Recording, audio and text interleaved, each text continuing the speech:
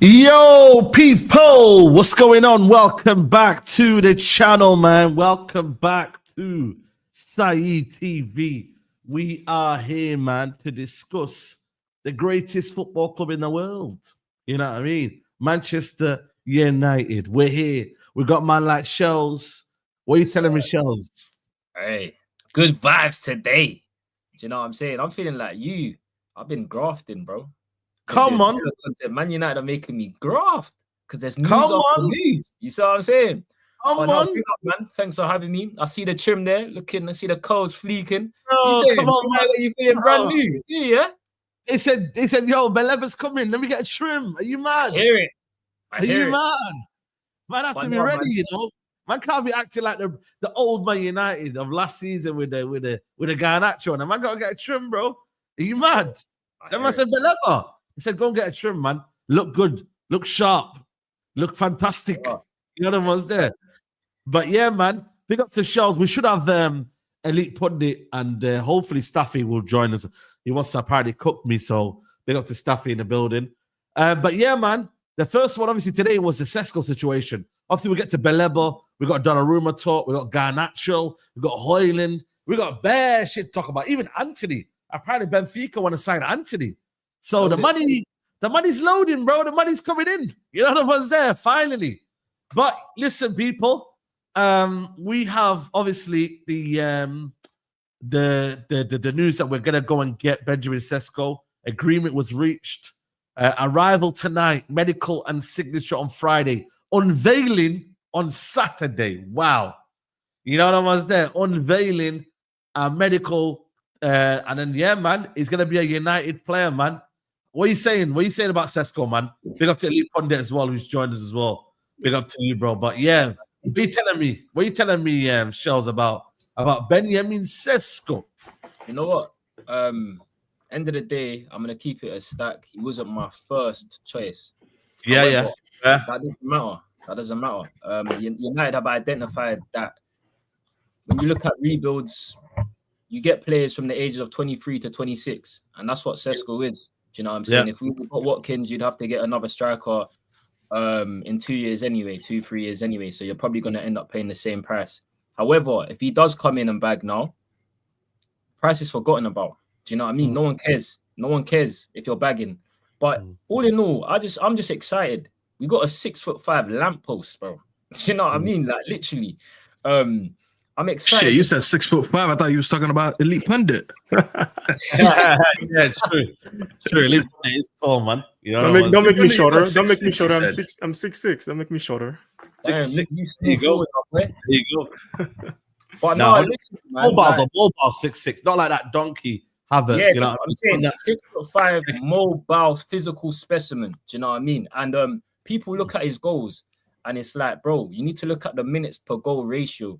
It's not the same project in the terms of where Hland had one season on his belt and he scored 9 goals. Cesco's been on the agenda of top clubs for about 4 years. Do you get what I'm saying? He done his thing in the Austrian Bundesliga and he made a name for himself at Leipzig. Back-to-back season, I think he scored 14 and 13. But he's just a way better player than Hland, guys. He's a way better player. He's capable of dropping deep at times as well. It's not his strongest point, but I've seen him do it when he comes deep and then a Pender goes past him. Do you know what I'm saying? He did a great relationship there with Openda. And I just feel like with Mbeumo and Cunha, it's not the same situation. Hland came in and had to be the main man. This guy don't have to be the main man. There's Hland, there's Ahmad there, there's Cunha there, there's Mbeumo there, there's Bruno there. Do you know what I'm saying? So there's the responsibility is not solely going to rely on him.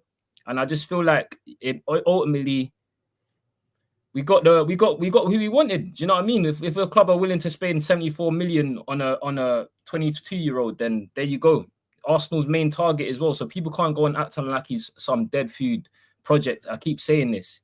He's got experience. There's a lot more pedigree behind him. Do you get what I'm saying? Yeah, 100%. And obviously, Vivel was key to it. Wilcox was key to it. You know what I mean? So it looks like one that they've looked at the data, they've looked at the, you know what I mean, analysis of him. They've looked at his potential, you know what I mean? And then they've made a footballing decision. You know what I'm saying? So, end of the day, listen, is it a bit more than what we wanted? probably. But when you look at the market now, you see other players go for crazy prices. I mean, Elite Pundit, it's one of them where, 72 million for a player that maybe can mold into a player that we're going to have to pay. We're probably going to pay this sort of striker in the next 2 years for maybe 130 anyway. So 72, is it bad? If I'm being honest, I haven't watched Cesco as much as others. Obviously, everybody kind of knows about him because he was heavily linked to Arsenal. In my mind, I was so convinced he was going to Arsenal. I didn't really bother looking up Cesco in that way. I was like, this guy's going to Arsenal. There's no point. And even till now, I haven't gone to start really heavy. Apart from the stuff I see on Twitter, I haven't gone to go watch clips or anything. I just want to genuinely be surprised that this guy is good. I don't want to go watch him this season with any preconceived anything. I want to just see him play for Man United and do well. So I don't know. I hope he is. I'm trusting the scouts, Ineos, Vivell. I'm trusting that they know what they're doing and they're staking their claim, especially Vivell. Like he's kind of stuck his neck out for this deal. So I'm hoping he's the guy. I'm out of all the signings, I think he's the one that probably has the biggest question mark. I think everybody knows what Cunha is about. Everybody knows what Mbeumo is about. Cesco is the one that's like, we don't know. And that's fine. As United fans, sometimes you have to trust your club. You have to trust the people who are supposed to be the football men in charge. And that's hard for us to do because we've been let down severely over the years. Yeah. But at this point, I'm just like, you know what? Do your thing. I didn't know much about Euro before we signed him. Obviously, Euro was much younger, but he looks incredible.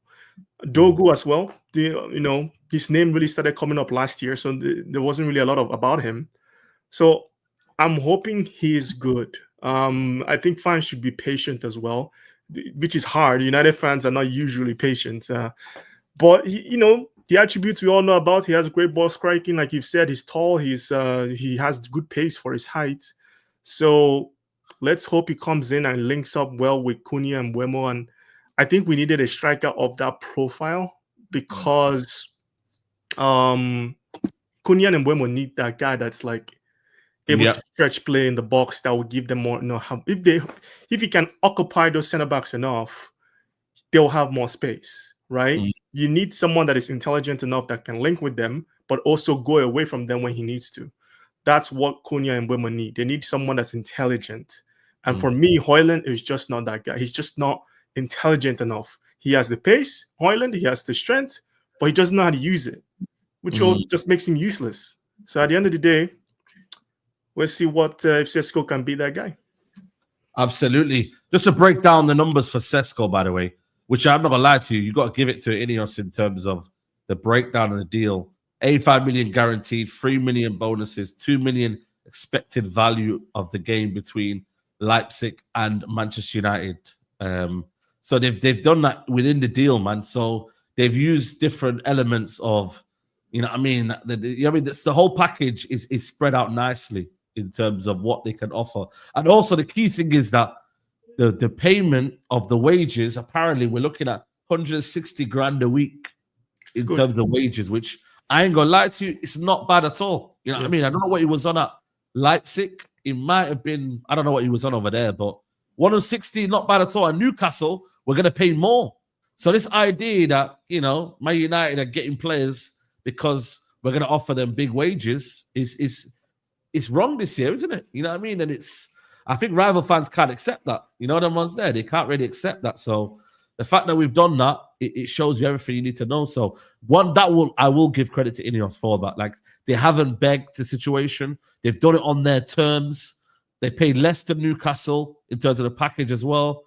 Like I said, for me, on here, me, I will criticize Ineos a lot. But if there's credit to be given, I think there needs to be credit given.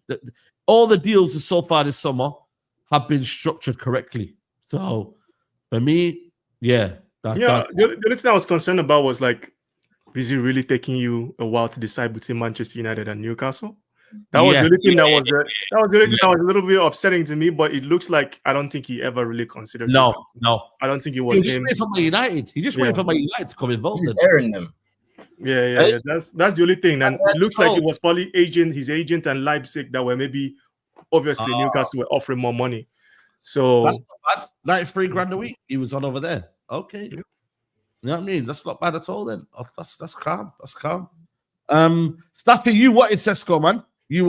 Staffy's the Cesco hype man, and I haven't really gotten to really hear your opinion on him on why you like him so much. So I'm actually great that you're on the show.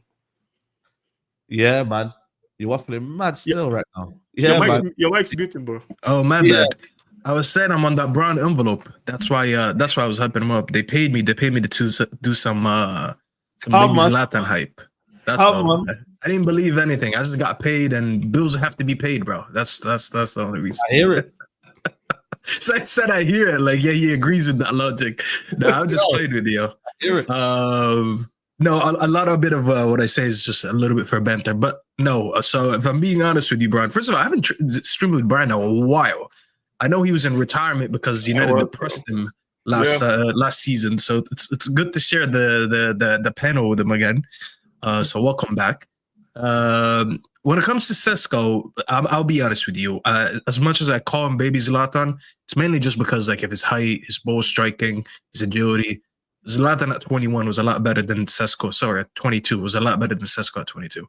But I did some research and I found out that Zlatan at 22 scored 13 Premier League Eredivisie goals, and Cesco at 22 scored 13 Bundesliga goals. So there you go. What was I actually cooking? I didn't even know that when I said that reference. So maybe I was cooking something.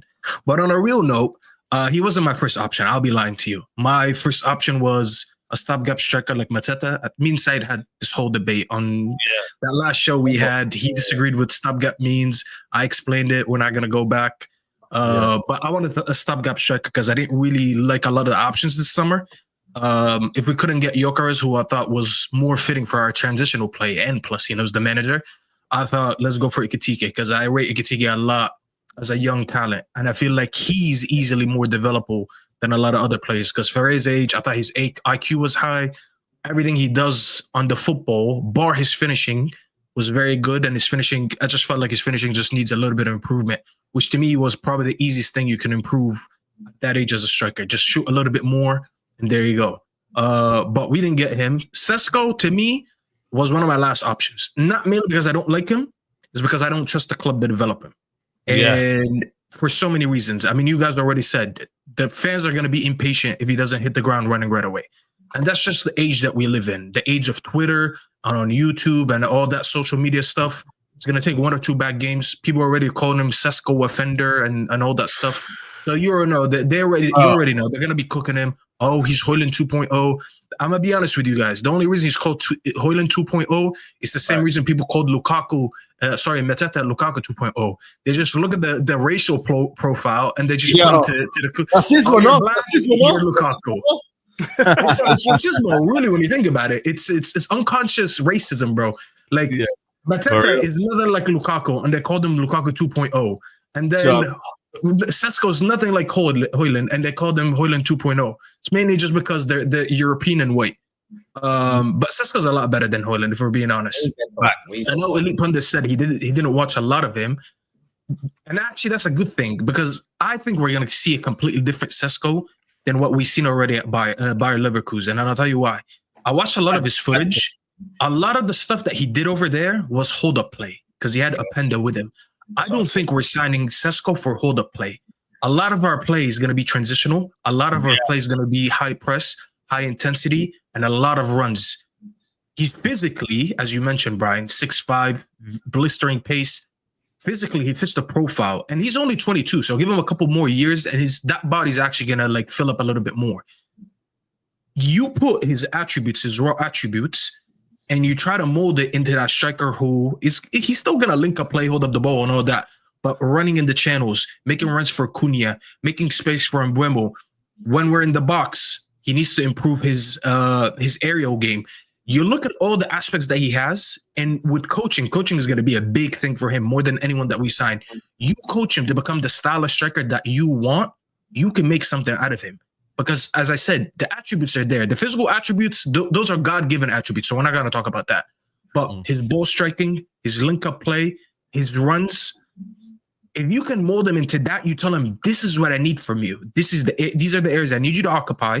These are the type of runs I need you to make. When this player has the ball, you need to go here. When that player has the ball, you need to go there. You mold him in that type of striker that makes these runs. He'll just take all the attributes that he has already, like his ball striker and all that, and he becomes a decent striker. You can't teach a striker how to run, kick a ball. I'll be honest. If you're 22 and you don't have ball striking, it's finished for you. But you can't teach a striker to make proper runs at 22. You can't teach him what areas you want him to be in. You could tell him, I want you to drop deep or I want you to stay high.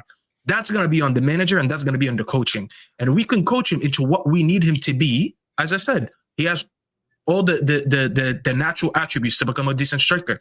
And I hope in 2-3 years, we look back at that investment and be like, we only paid 66 for him? He's worth double that right now. Like Isak as an example. At the time, everyone thought, why the fuck are you spending 75 million for Isak, an unproven striker from Sociedad? Look at him now. Everyone knows he's at least 150 million. So we have the chance to do that, but it's going to be down on us. I like the fact that you highlighted development. I just want to touch on that because I don't want rival fans and even Man United fans to start saying, why did we go for this guy? Even though it might not have been most of our first choices. Arsenal were heavily after this guy for 3 years. Newcastle wanted him, right? Whatever you want to say about Newcastle, they have a project that's been going good and they've been signing good players. So it's up to Man United, it's up to Amorim, it's up to the coaching staff, it's up to all of these guys to make sure that they can get this boy to his potential. They need to do the job, they need to do the work because, like Steffi said, he has the raw materials there, the ball striking, the pace, the height, the strength. This is where talent development is key because you can't just sign the talent and bring them to a team and be like, all right, do your thing. You need to get him to where he needs to be. There's so many other things he needs to improve on and be more consistent on. That's really based on, I've watched all these talk shows and all that stuff. Most of what everybody that watches German football says is that he's not consistent. So that's the biggest thing. It's like when he's hot, but most of the time he's not consistent. So that stuff like that needs to be, at Man United, you got to be consistent, bro. But you know, Brian, no one is consistent at the age of 22. Do you know what I'm saying? No, I it's agree. like anomalies. They're like them players that just come in and just hit the ground running straight away and just, you know what I mean? They're anomalies. It's hard. Bro, I just told you, Zlatan at the same age had 13 goals. We speak about, by the way, these nostalgic players, like they were banging 20 to 30 goals every season. It was a question on our last stream. His ability was better, though. His ability was better. No, of course. But in terms of numbers, of course, I already said that. But in numbers, I was just telling him on the last stream, Shells, I told him, guess when did Zlatan get his first 20 goals season? He gave me like 3 guesses. He was wrong. His first season where he scored 20 plus, he was 27 turning 28. Imagine in nowadays, if you signed a striker and he never scored 20 plus until he's 27, 28, we'd be cooking him all over Twitter. Yeah, actually cooking him. But people's brains are warped on numbers because there's very few strikers that hit 20 goals a season. Like before they are to like 25, 26, 27. Bro, few. 100%. When he came in, Isak, let me just look at Isak's actual numbers in his first couple of seasons at Newcastle. Even though, like I said to you, he had the ability, Newcastle first season, he had 10 goals. And then he kicked on 21 and then 23. So, I mean, you can see like the first year, just getting himself into the groove of things. And then boom, second, third year, bang. But then, like I said to you, Newcastle, though, they got a good manager in Eddie Howe, man. And you need development, you need training, you need understanding. You know what I mean? So for me, like I said to you, we can all put a number on Cesco, what he should get. But I think it's more of a feeling. Like Hland got 16 goals. People could say to themselves, you know what, man? Like Musa always says, like, you know, Hland got 16 goals that season, but come on, bro. Did you feel like he got 16 goals? Did you feel like he wasn't involved a lot in the game? He wasn't involved. He wasn't involved in the game. I'd rather someone involved in the game. His presence is there, and he might get you just under 16 goals, but you feel like you've gained so much from Hland. Same way we gained a lot from Martial. Like, you know, from his hold-up play, his link-up play. He didn't get you an abundant amount of goals, but when we felt like we played with Martial, when a fit Martial was playing, United were much better. Bruno was a bit more better. Rashford was better. Certain players were better because the ball would be glued to Martial. Same way now, the ball has to be glued to Cesco. He has to be someone that can link up with Cunha and Mbumo and get them on the ball and get them to be scoring goals. Obviously, he will get his chances because Mbeumo's one of the best crossers in the league. But, you know, you want to see him a bit more present in the box. Don't get bullied. Be the bully. You know what I'm saying, bro? You be the bully for once. You get in the air and start heading it on for Cunha and Mbeumo. It could be a very, very good front three, you know, because these guys are willing runners. Cunha will want to get in behind. And Mbeumo definitely wants to get in behind. So if he can flick it on, get it on, do whatever he needs to do, bro, they should really work together nicely. Do you know what it is as well, yeah? When you look at Cunha, who he linked up with Stroud Larson. Tall, mobile striker. And then the same thing with Mbeumo, with Tony. Do you know what I'm saying? So they're used to playing with a target man. And I know he's not just that. I'm not saying that's just what he is, but it also gives the Man United the opportunity to go long at times. I ain't got a problem with that. United we do go along a lot, to be fair, yeah. Exactly. United struggle a lot in the first the first phase of the build-up. We struggle. Do you know what I'm saying? We haven't got someone in there that's controlling and dictating. If you just lump it up to Cesco and you get Cunha and Mbeumo running off him. Yeah. Bro, that's exactly what I want, because a lot of the time when I was watching the preseason game of Mbeumo's debut, he was coming deep to get the ball. And Mbeumo's quality and he's capable of that. But I think he's more threatening when he's on the other side of that. Do you get what I'm saying? Right. So that's what I'm hoping Cesco brings. Like Stappy said earlier, he's used to coming to pick up the ball and then linking up play when he done it with a Pender. So he's got that in his bag, but also has the ability to stretch defenses. Do you get what I'm saying? So I feel it could work based on what Mbeumo and Cunha have worked with already. You just mentioned how good of Mbeumo as a crosser as well. Bro, we've got a guy that's 6'5".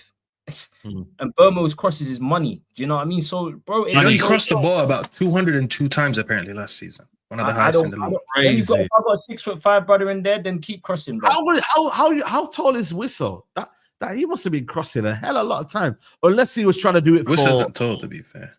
That's what I was gonna say, man. The guy must be crossing crazy, unless he was doing it for Collins and them, man, and Norgard, and they were being direct in that regards. I don't know. Yeah, but that's how Brentford play. That's their style. Getting balls into the box.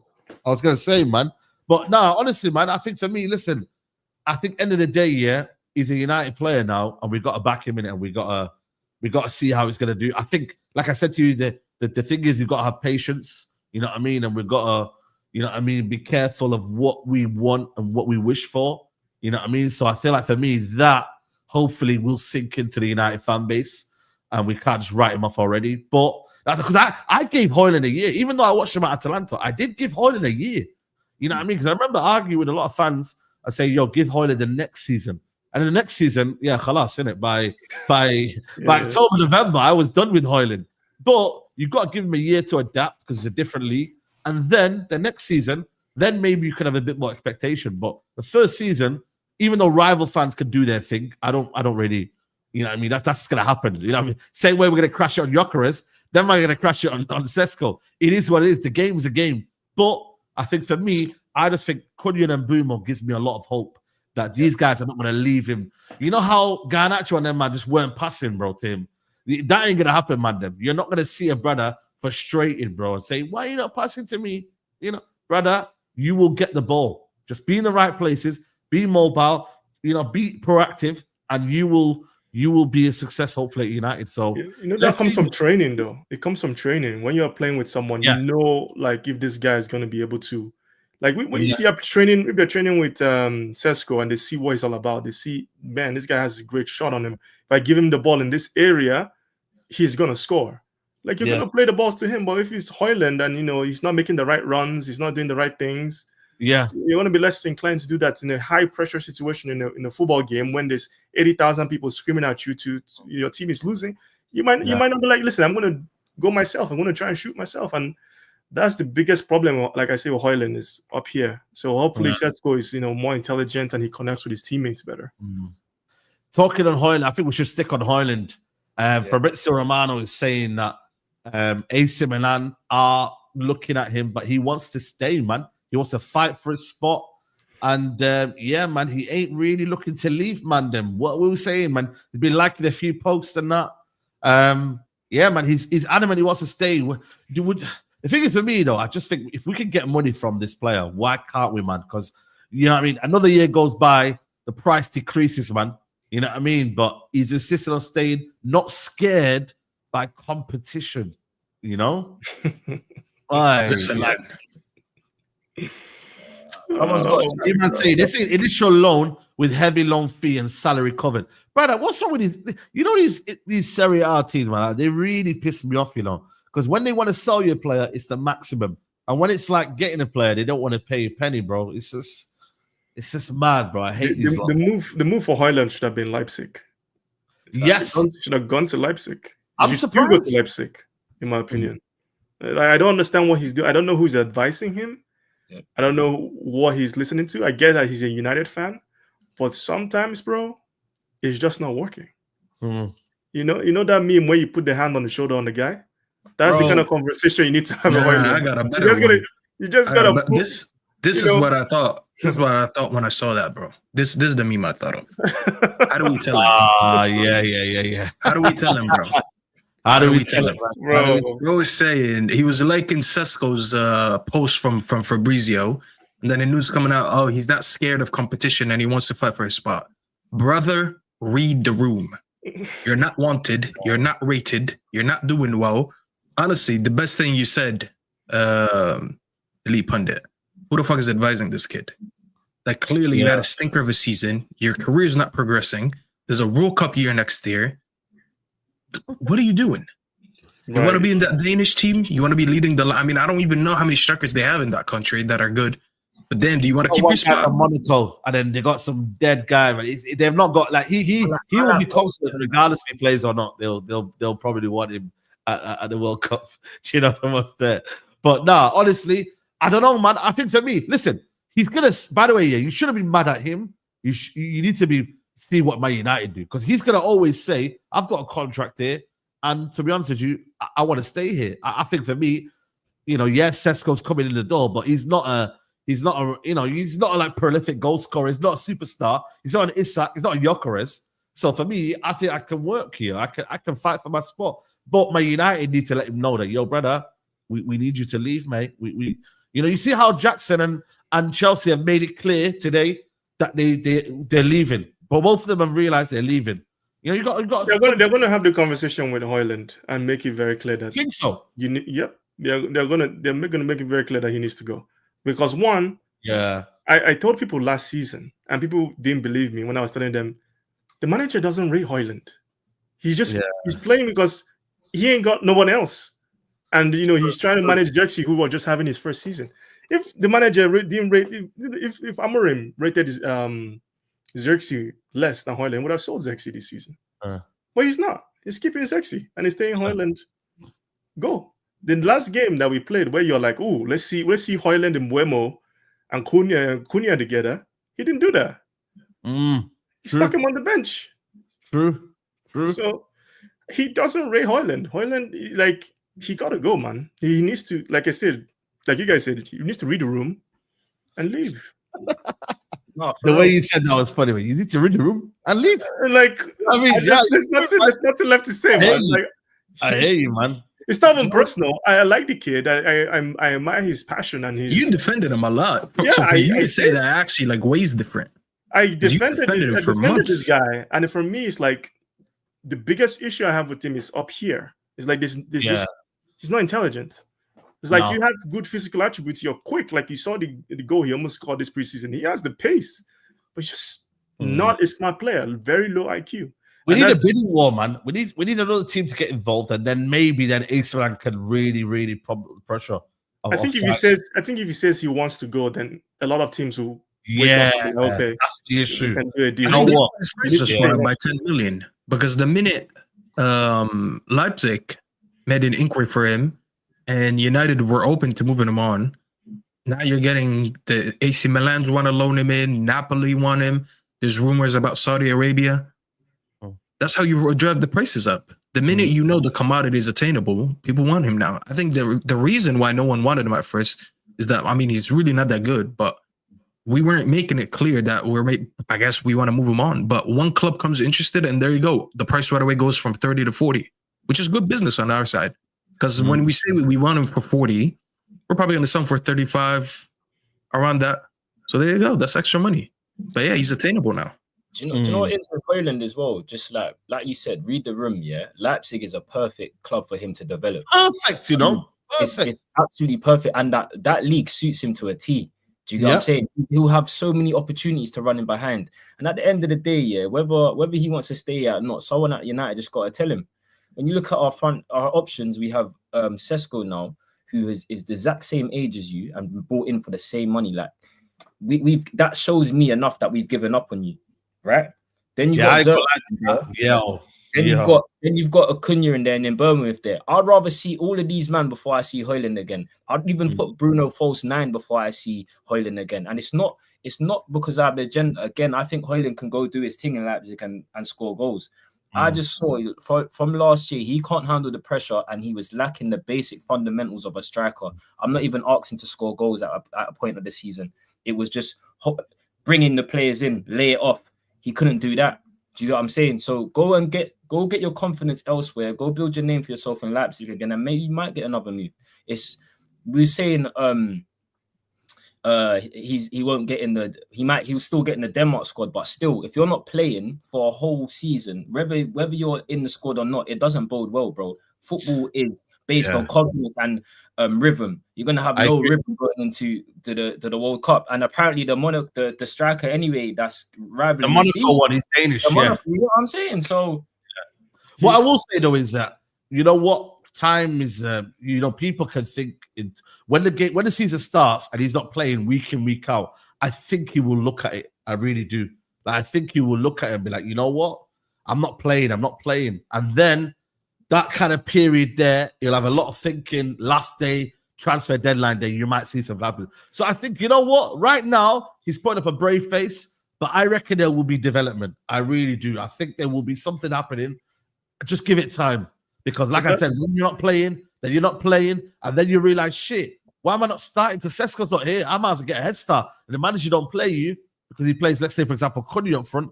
You're going to know. So I think for me, I think it'll be one of them right to deadline day, and you might see a little deadline day move for Hland.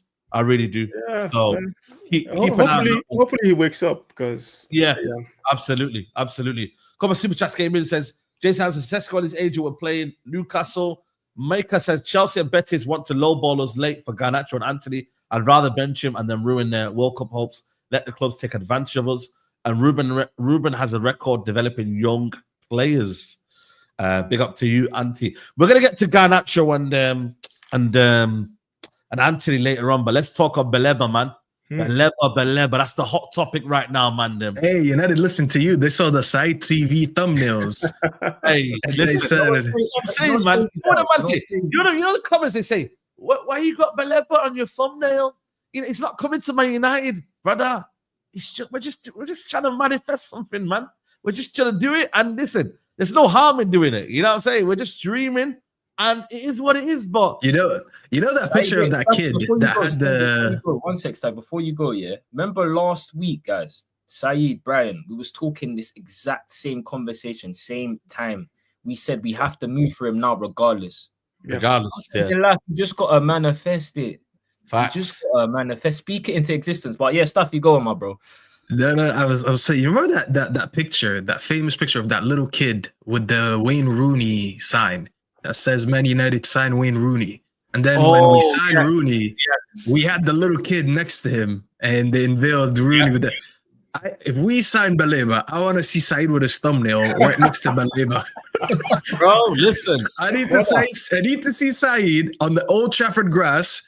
Holding instead of a sign, I want him to hold the thumbnail of Baleba saying United should sign him and stand next to Baleba and take a picture of him. Because I'm gonna give that deal. I'll give you like 20% of the effort that was given in that deal. The rest goes to the club and the agents. 20% Saeed. Yeah, man. Listen, man. We gotta believe this is gonna happen, man. I'm not gonna lie to you. Indy Kalia, shout out to him. Even though I can't lie to you, Indy Kalia, can you just relax a little bit, man? You're doing a bit. Yeah, the excess amount of tweets is like steroids. You know what happened, yeah? I put him on notifications and I was like, let me just, you know what I mean? You might drop something in it.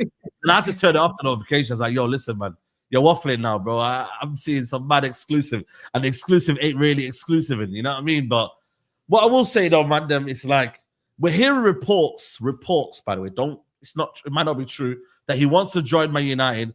And Julian Laurens? I think. Julian Laurens. Julian Laurens is saying that it will cost Man United 104 million for Carlos Baleba. I'm not gonna lie to you, man. Them pay the money. Pay the money. I'm not saying it's got to be 104 million. If we can get it for less, listen, or by all means. But guys, man, you see next year, Baleba, he will go to another club 100%. Before Man United. And we can't use the poll next year because if certain man come in for him, it's a wrap. This year, United strike while the iron's hot. You feel me? You got to go and get him this year, bro. Because if you don't, I'm telling you now, Man City don't do well next year. You see what they're gonna come in for? Baleba. Real Madrid don't do well next year, and they on a mad one. You know what I mean? They will go and get him. You see PSG have one bad year, they're gonna go and get him. You see Bayern, if they have a bad year, they're gonna go and get him. So United, even Liverpool too as well. If they see Gravenberch slacks and they see the standards have gone down, if Liverpool kind of gets in a situation where they realize they have so much attacking talents, they need someone more physical that can cover more ground. They are 100% going to go for Baleba. You see what I mean, 100%. Bro? You see 100%. What I mean? So you have to. It might sound like it's a mad one, yo, but bro, 100 million now in this day and age right now. I'm telling you right now, it's not a lot, bro. For a player, look at some of the midfielders over the last 3 seasons that went for over 100 mil. Caicedo, Enzo, Rice, Jude. Those are the prices that have been paid over the last couple of years for midfielders of that quality and in that position. Obviously, they do different functions. Yeah. But you look at it, can you argue they're overpay? I think all of them are an overpay. Probably Rice should have been a little bit cheaper. Caicedo could have been a little bit cheaper. Enzo could have been a little bit cheaper. Jude could have been a little bit cheaper. But these are the prices people are paying to get these midfielders that you know are going to be a big part of your spine. Baleba, to me, I mean, he's one of the best in the league in his position and in what he does. DM, I mean, have we seen someone that recovers the ball and covers the ground the way that he does since Kante? And then the thing that he has is elite ball carrying. There's not a lot of DMs in this league right now that can actually win you the ball and carry it for about 50 yards.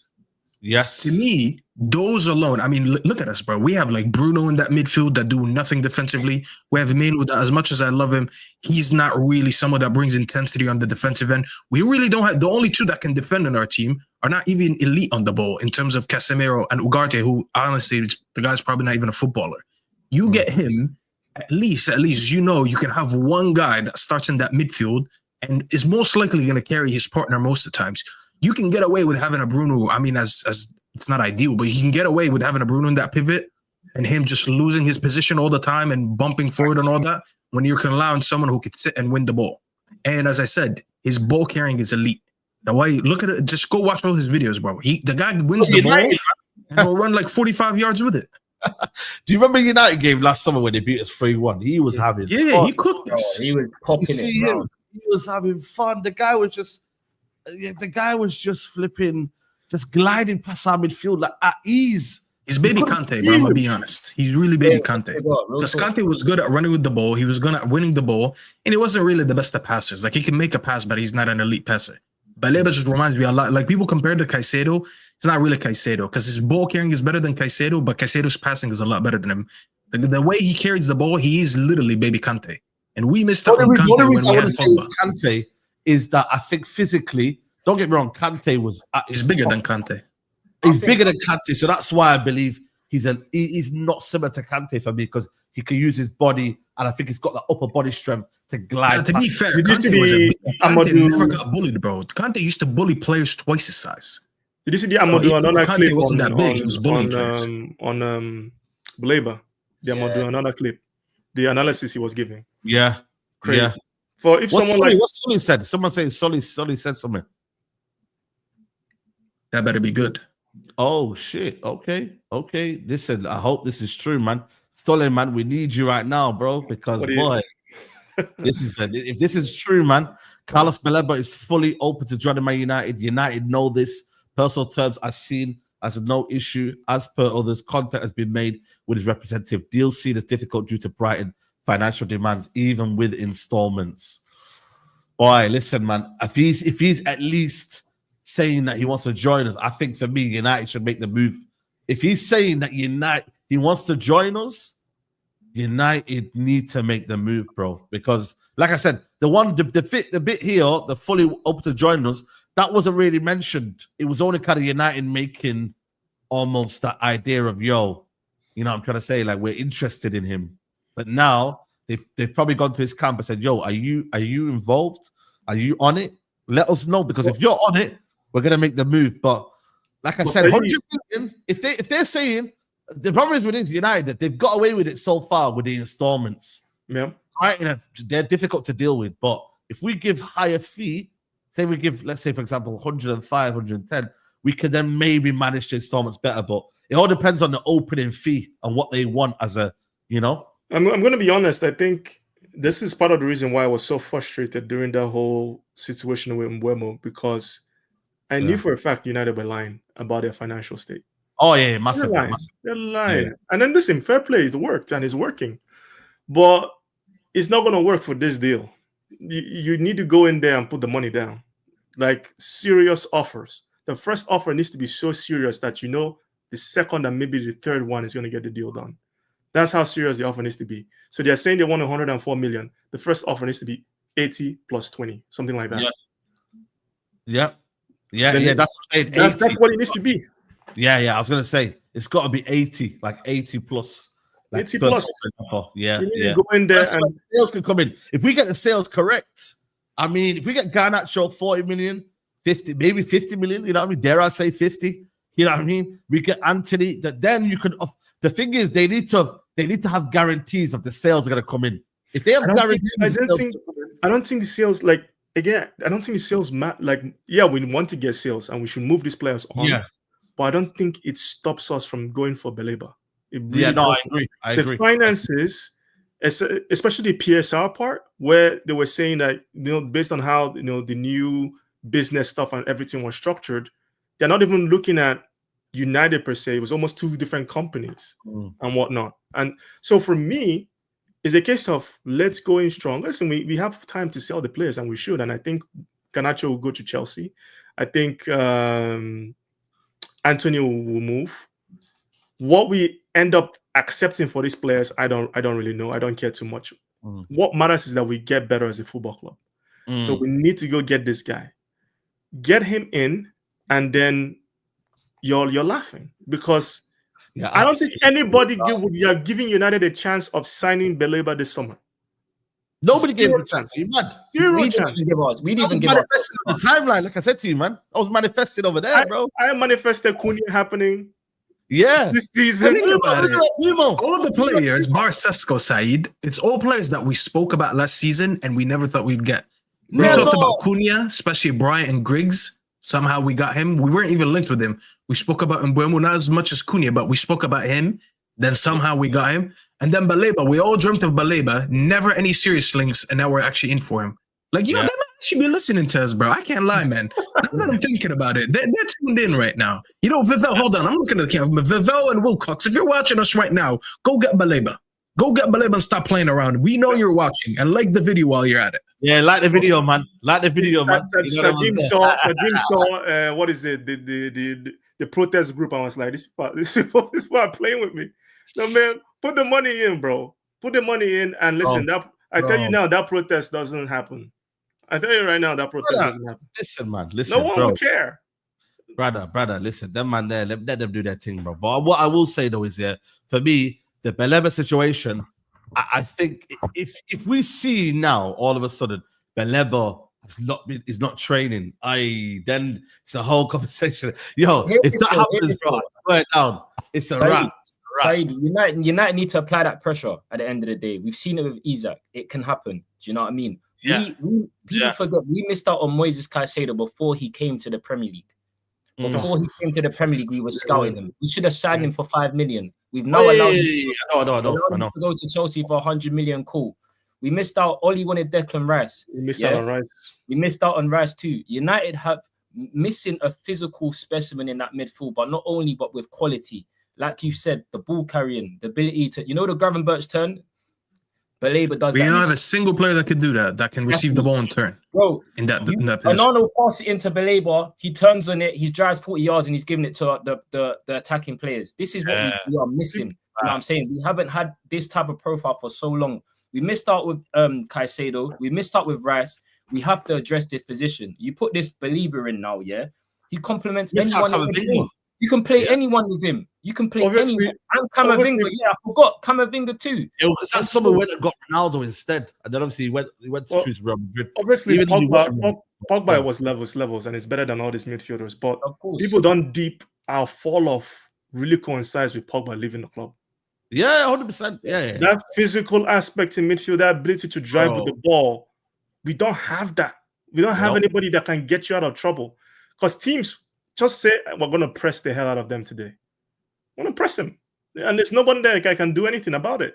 Yep. So if you have Baleba in your midfield and you're trying to press this guy and he gets past you, and there's Cunha ahead of him, there's Mbuemo ahead of him, then there's Cesco, you're going to start thinking twice about pressing. That's why that first phase of that you phase need that guy. Is so important, man. One more thing, guys, as well, yeah. One more thing as well. The fact that he may not be available this year, fine. I don't care. Go grab him for next year. Pre-agreement. We can't miss out. We have to do it. Do you get what I'm saying? Next year's going to be tough. Next year's going to be tough. But listen, if we don't do it now, I'm hearing Man City of him. Rodri, next year, you wait for a bidding war and you're fucked. I can't lie. You don't know what's going to happen next year. Agree the deal now, so for that we no agreement, bro. They will say, well, what agreement? Brighton won't do that because the Brighton will be like, next year we're going to have a bidding war. Yeah, we're gonna have a bidding war. Yeah, everyone next summer. I'm telling you, next summer, watch the market. Next summer, it's gonna be a midfield market. This summer, it was a striker market. Everyone was going out getting strikers and wingers.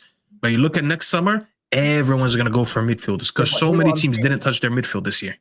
I'm saying do the foundations now, agree the deal now. But if because Brighton are saying they don't want to bring him over in 2025, cool, stay one more year, come in 2026. I'm just saying, by all means, get this deal done.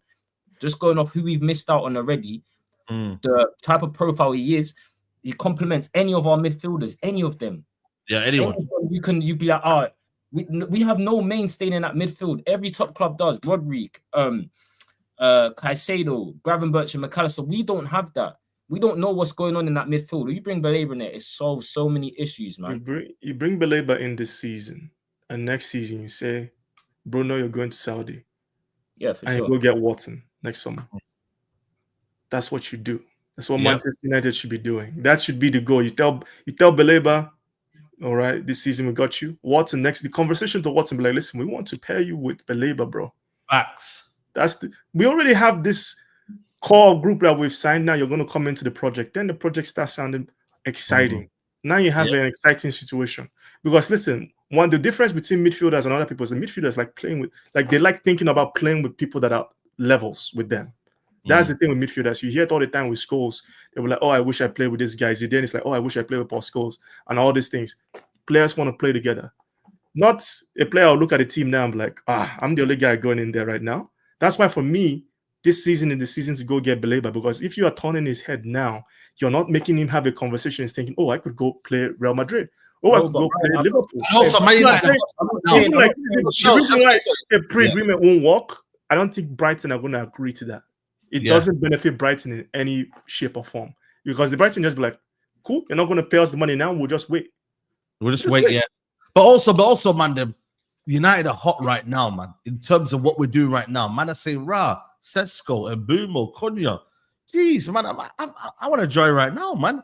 You know what I mean? Like, not that I'm saying next season I won't want to join, but now you're thinking, yo, this is madness. I've already got Onana there. Listen, whatever you think of Onana, to Baleba, that's his boy. You got Mbuemo there. Right, I got the man, I got Ahmad, I got Yoro. I got Yoro there, bro. My former teammate. This guy's got this whole family there, bro. Like, you know what I mean? But he don't need no settling period. He knows the league. Get him before the season starts. He's had a pre-season, by the way, as well. Arsenal game. Rather, if United could get him, and get an agreement done by, let's say, early next week, which I'm not saying is possible, isn't it? But imagine he started against Arsenal, bro. That would be crazy, bro. That would match, be a madness. That would be the most exciting Man United Arsenal game in decades. Decades. Yeah. Decades. It's already hot with Gyökeres and Cesco opposite each other. Yeah. Let's be real. It's already hot because we. Bro, I ain't worried about Gyökeres, bro. I'm not gonna lie to you. I'm just saying from a narrative next week. I'm waiting. From a narrative my takes for next week, bro. But Brock Lesnar, I don't care, bro. I don't care. I don't care for Brock Lesnar. I'm just saying, we weren't losing that game.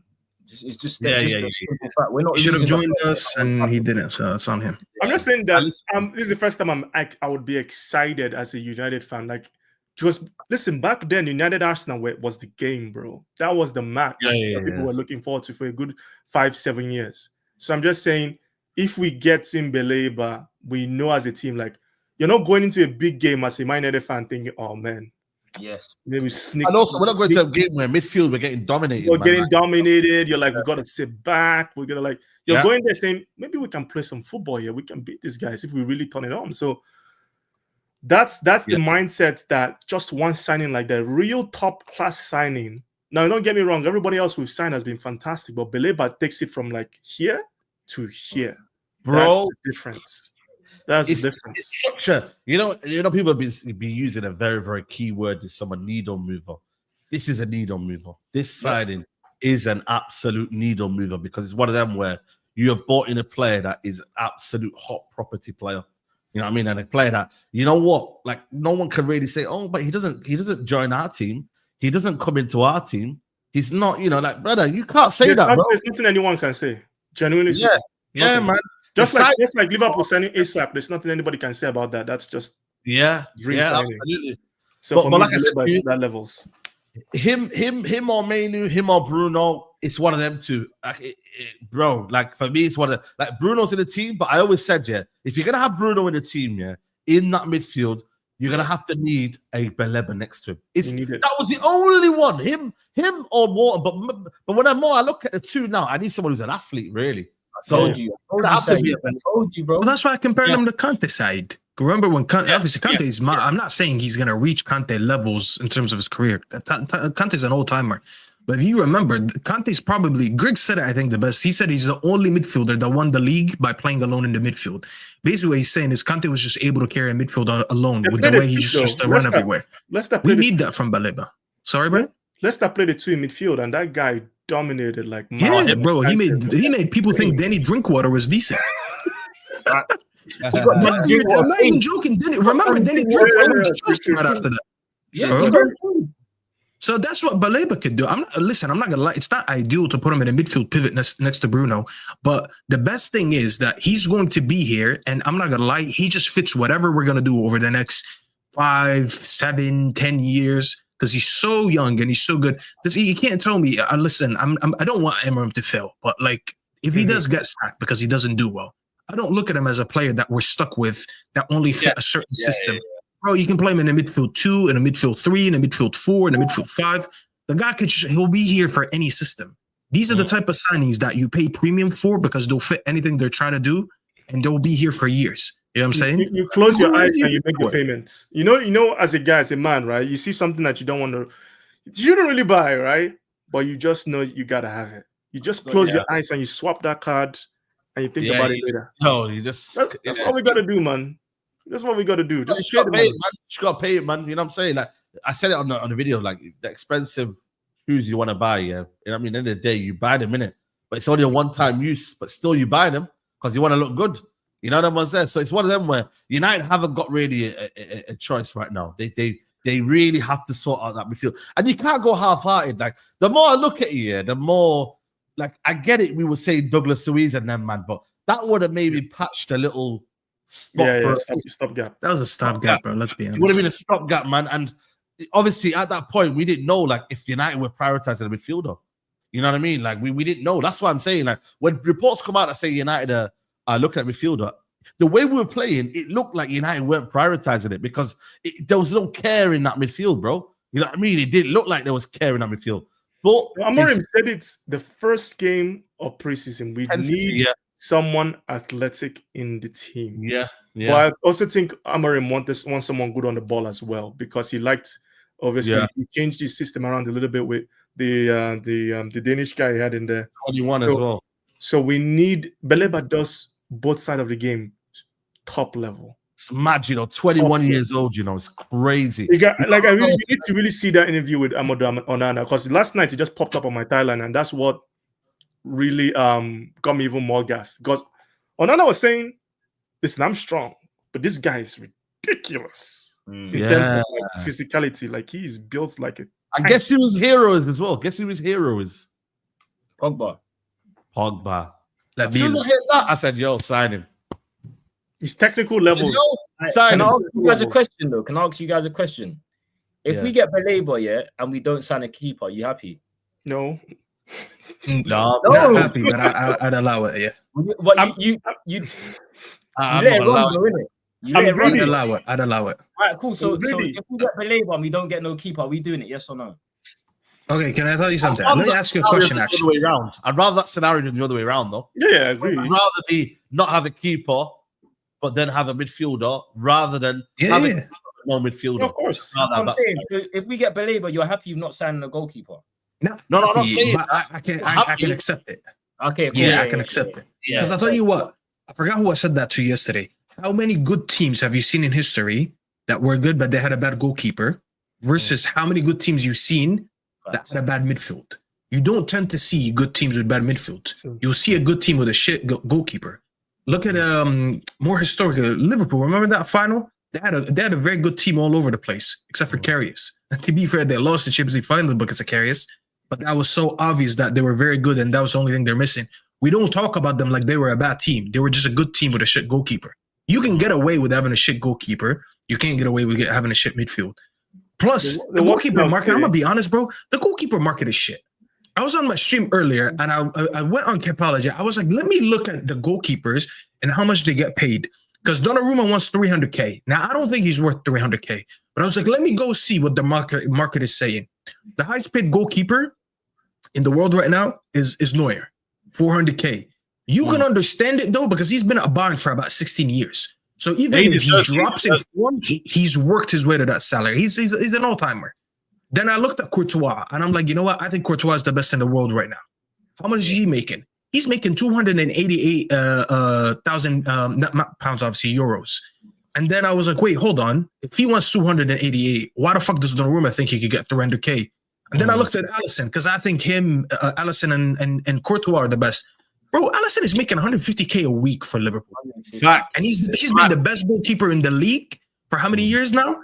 And the only person they compare him to, which I think is crazy, by the way, I looked at Ederson, because people think for some reason, they put on conversations with Alisson where he doesn't belong. The guy's only making 100K. So you're telling me, Donnarumma, you want Courtois' salary, if not more. And you want to be the highest paid goalkeeper in the league, and you're not even better than Alisson. I'm sorry, bro. This guy, he shouldn't be making more. If anything, bro, I'll be honest, the guy should actually be taking a wage cut from PSG. I'll be really, really honest. He might do. Like, listen, I think he should. I think for me, if he realizes, that Man United is a different sort of club, and PSG, bro. No, I don't mean just United. I mean anywhere, Saeed. I can tell you right now why he should take a pay cut. Everyone says, if he's not that good, how did he win the treble? I'll counter this. If he's that good, why did he get replaced right after winning a treble? That's number one. He got replaced right away by Chevalier in PSG. They told him, we're not going to actually offer you an extension or a new contract. So he's running out of contract in a year. All right. And he's not going to play this year because he's going to be in the bench. Yeah, he's running out of contract. Yeah. He has 1 year left. Yeah. So they told him either leave now or you're leaving for free in the summer anyways because we replaced you. So he only gets to make that 244K a week that he makes right now for 1 more year. He's not making it again. So in a year, either way, your salary is being changed. If you were that good, you would have not been replaced and your contract wouldn't be ran out and you wouldn't be on the bench. Those circumstances alone don't put him in a leverage to say, oh, look at me. I came off my best season. I expect more money. If that was the case, they would have never replaced you. So he's better than Onana. That's the only reason we're in this conversation with him. I'll be honest. That's the only reason. But if he wants to go to another club, I think he has to take the same money or less. He's a good shot stopper, but he does make mistakes. He had a period where he really, like, people had really high expectations of him, and then he just wasn't living up to it. And this season was the first season I've seen in maybe 2-3 years where he's really stepped up to what maybe thought he would be. Yeah. But if you're signing this guy, you have to take into account that this guy can be a bit of a bozo. So you don't pay someone like that crazy money, because him being a bozo is down to his mentality, his concentration in the game. So that's the thing. As in a goalkeeper, there are certain goalkeepers you just know they're always on it. Van der Sar was one of the reasons why I really love Van der Sar as a goalkeeper. The dude was always on it. 199.9% of the time, he was on it as a goalkeeper. So that's my only reservation with Donnarumma. And it would, listen, in terms of hype, if you're signing the guy that just won the Champions League, you like, the hype would be insane. But is it more intelligent to go sign the other goalkeeper that were linked to, that maybe will come in more underrated and may prove to be maybe even a better goalkeeper? I want us to sign someone, because I can't. Like, listen, Onana, you're getting us this guy, Baleba, but we should get someone that is actually competition for him. Yeah. Because I was going to say that's what Le Mans. Yeah, Bayende is ass, bro. Bayende he's worse than Onana, bro. Exactly. He's worse. No. So we need someone. Bro, by the way, Bayende is crazy, bro. I'm gonna tell you guys this. Wallahi, the guy's tapped. Saeed, I don't know. You go to games, obviously. So let me know if you've ever seen this. Not that this guy plays a lot. Wallahi, when I was watching the game, the West Ham game in Jersey, I know you're gonna we weren't conceding the ball for a while. And I was sitting behind the goal. So he was right in front of me. Now we're attacking the other side. And out of nowhere, I see Bayende on the floor. And I was like looking at my phone or something. So I look up and I thought that like something happened to him and he collapsed. I got scared. I was like, what the fuck happened to him? The guy, because we wasn't conceding shots, he kept doing those like a saving routine just to get himself like warmed up with it. And I've never seen a goalkeeper do that. He kept throwing himself to the floor on each side because he didn't concede the ball in a while. And I was like, I have never seen a goalkeeper do that. Not in my life have I ever seen a goalkeeper just throw himself to the floor mid-game because he hasn't been conceding the ball. Wallahi, I thought he was tapped. I thought something happened there. It's so bad. I'm not even mad at that, you know. I'm not mad at that. He's bad. Trust me, bro. He conceded a goal by Bowen like 2 minutes later. Wait. I'm not saying Bayende is good. He's cheeks, like I said. But staying prepared, bro. Do what you got to do. You got to do what you got to do to stay mentally. I don't even know, but he's there doing stretches and that, and he's doing splits and that, bro. He's just, I don't know. He's a dodgy character, man. I can't lie. I've never seen bro. I'm not like he's a weird guy. I've never seen a goalkeeper with low IQ before, but that's Bayende. The dude. Yeah, how can you get a low IQ goalkeeper on, bro? It's not even possible. I'm not even coming out of his line, bro. I'm like, yo, are you coming out of your line, bro? Like, there was at one point when we could see the corner, I think it was Dallo, I think he hit off someone, but Bayende could have got there, bro. And I'm like, yo, are you all right in the head, man? He's not, bro. I just don't know if he's all there, man, upstairs, man. But listen, he was bought for 5 million. I think we're making yeah. He was cheap. He was bought for 5 million. We can't demand a lot, bro. For a guy that was second choice for Fenerbahce, and then also when I watched him at the Euros, did you watch him at the Euros? The guy played one game, did a mistake, and then dead, bro. So for me, listen, we can get Le Mans. I have no idea who this Le Mans guy is. I'll be honest with you. I don't know if it's a good thing or not. Just go and get Le Mans, bro. Then have Onana competing with Le Mans. If Onana starts playing well, he keeps his spot. If Le Mans plays, he goes. And then next year, you sell Onana and then you go and get a top-class goalkeeper. Yeah. You feel me? You go and get a top-class goalkeeper. Now he was 5 million. If Le Mans does this thing, you just promote him. Do you get what I'm saying? Yeah, you promote him, and then you maybe go and get a backup goalkeeper after that. Yeah, exactly. You know what I mean? You can go and get.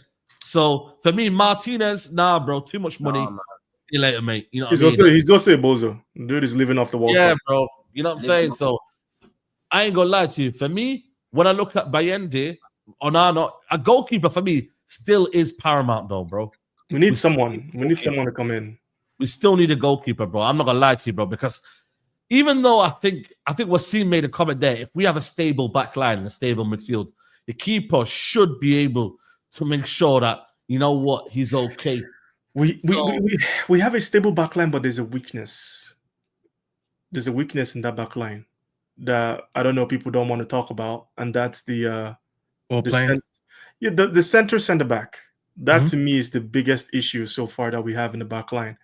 And neither De Ligt or Maguire are those guys for me. That's where I agree. That's my biggest concern Euro looks fantastic, and he's been very good for the preseason. Haven has looked good in spots. Obviously, he's a kid; he's still going to make mistakes. But the centre back, Bo Maguire and De Ligt are not doing it for me. I like De Ligt, but he's not like the level like you see with very basic. When you see what Gabriel to find out if he's ready for another year. I think this will be the year of De Ligt. Really command. There's nothing that's gonna change, really, Saeed. Like he's a very basic defender. Like he's very old school. Defender. He's just a box defender. Hear me out. No, hear me out. I'll tell you why he's old school. Well, I'll explain. He's a very good box defender. He's physical. He's good in the air. He commands his box very well. The minute he starts leaving that area, I'm not gonna lie, you start seeing why he's not that good. Like when he goes to wide areas, he gets skinned.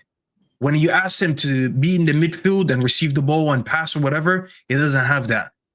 Historically, teams who play with 3 center backs, usually the central center back has to be the best one. Yeah, because he has to be good on the ball and he has to be good at defending. The reason why he plays in central center back is not because he's better than Euro or better whoever we put on the left. It's because you get exposed when you put him on either side. On the left, he's not going to help you in the build-up. On the right, he'll make some basic passes, but you run at him one-on-one. Remember that Liverpool game? Someone skinned him, and I forgot who it was. I think it was Gakpo. He just gets cooked in those areas, bro. So Brian is 100% right. Like, he's okay. I think he could be a part of a very good team that wins shit, but, like, he's not your average starting every game central center back that's going to be leading the back line to Premier Leagues and Champions League. He's just not who he is. I think he divides opinion. I ain't gonna lie to you, bro. He's very good box defender. Why is Wasim upset? No. I think for me, my issue with him is more playing out from the back. I'm not gonna lie to you. It is a little bit for me. I wouldn't say like it doesn't come natural to him sometimes, but I think the reading of the game is his best attribute. He reads the game so well. Okay, when we leave out and we're trying to, but I think sometimes that comes down to the midfield. Imagine you are getting 3v3 all the time. You're going to look a little bit like, whoa, man. I agree. The midfield hasn't helped at all. We have a good midfield, and we don't have so many turnovers, and we're not doing madnesses in midfield. De Ligt should be more stable and should be more kind of commanding in his area. If we don't have a good midfield, then of course, I think for me, the line gets pressure. We even see Lenny Yoro struggling, and he's meant to be quick, So we're going to see that back line struggling. If we have a stable midfield and we can push out a little bit more, and we can go and use the pitch to its maximum capacity, I think you should see a better De Ligt. But listen, we want this, guys, man. We want to see people being tested. I don't want De Ligt to think, yo, man's comfortable here. You know what I mean? Like I do believe United should always thrive every year to get more and more. More quality. More quality. He's a good. I'm not saying he's a bad defender. I've never said De Ligt's a bad defender. I just don't think he's like the level I'm looking at is like, I want us to have our own Van Dijk. There's no next level to his game, Brian. Like I think Euros are Van Dijk. I think Euros are Van Dijk. Same. I think Euro's our future central center back. I said already, I've been very impressed with Euro this especially the game against Juan Matisse. His energy and his desire to want to pass forward and his reading of the game is getting so much better so quickly. Like I've been very impressed with him. And I know people maybe don't love Haven as much for some reason. I think Haven has done okay. I think he's probably needs to come in and out of the team. And I'm hoping Martinez comes back. I know we all have some reservations with Martinez, and I do too. But this Martinez is one of them, man. He brings me back in, and then I'm like, no, see you later, man. I ain't gonna lie. Lisandro Martinez. Lisandro will give you that performance. You're like, bro, Lisandro is a madman. But then he'll give you that performance of, yo, you know what? Yeah, man, I'm ready to be. Bro, no one's respecting me, bro, when I'm pulling up with a 5'9" center back, bro. I'm gonna be real with you. Lucha Libre, listen, when you come back and you recover, you can go soon, bro. What's the promotion, the wrestling promotion that WWE just acquired, the Mexican one? Bro, he can go wrestle there, bro. I'm not gonna lie, bro. He can go there. I think go wrestle Iguana and the Clown and them, man. The build-up play is he's probably our best build-up. Him and Euro are our best players. Yeah, it's just put him in the pivot, bro. When we play at a 3 at the back here, most of the time he's finding himself up against wingers. Lisandro Martinez up against wingers is the worst sight I've seen. I don't know how you're my height, but you're small. I mean, and you're not fast. That don't make sense. You're 5'9" and slow. How does that make sense? Cannavaro wasn't quick. Bro, but this is a different. Cannavaro is a way better set. This is a Cannavaro was hard as a rock, bro. Like Cannavaro was a blessed with pace though, and it was similar height. But it don't matter. This is the situation Lisandro finds himself in. He has little legs, Lisandro. That's his problem. His body is not built proportionally. Often he finds himself in those positions because he's playing in. He's not got Varane no more. He's playing more as a left back more time because Dorgu's up there. Do you get what I'm saying? So he's going to be defending against wingers. You've seen it. It's not his strong point defending. When he's 1-on-1, he's cooked, bro. You know, it's cash money for whoever's running it. As good as he is in the build up, it's the playing in this system. I just don't think it suits him. That's why Mazraoui, to me, I want Mazraoui to come back because I think he kind of, not that he went under the radar, but I think people haven't talked about him enough because he's been playing wide centre back. But he's been good. This is just a solid. That was his best position, in my opinion, Brian. No more right. We had him central centre back. He was very good. I mean, in the back three. Sorry, I think he was very good. To me, is more of a player I would want to see more of than Martinez even. Because Mazraoui, his pace, his recovery paces, it's actually crazy. 10-10, bro. Good. Mazraoui, man. But I think for me, his one-on-one defending is very good, bro. And if you guys remember, I think it was a couple Arsenal games where we put him in left center back. Because he's naturally a fullback, he knows like when Saka was cutting it, whatever, he did a great job on him. I think every time we put him in that area and he has to go wide and defend, he was mad comfortable because as a fullback, that's all he's been used to. I was actually very surprised with how good of a 1v1 defender he was last season. Because when we signed him, you guys remember, we signed him thinking we were just assigning like an attacking fullback, remember? Yeah, I know. And then he ended up being very good in center back. Yeah, obviously he's very I don't know if he played in a back three when he was at Bayern Munich a few times, but listen, I think for me, like intelligence-wise, I think he's one of our best players, man, in terms of IQ, like football IQ, technically very, very sound. Attacking-wise, I'm not sure about him. Hence why fullback system doesn't work for me. But I think all in all, I think for me, Mazraoui is quality. Heaven is going on the radar. I like Heaven, man. Very, very good. Me too. I think for me, listen, I'm going to tell you right now, Heaven will be starting more games than people give him credit for. He will be starting more games this season. I'm telling you now. Bro, he was cooking, Saeed. Are we forgetting how much he was cooking until he got injured in that Leicester game?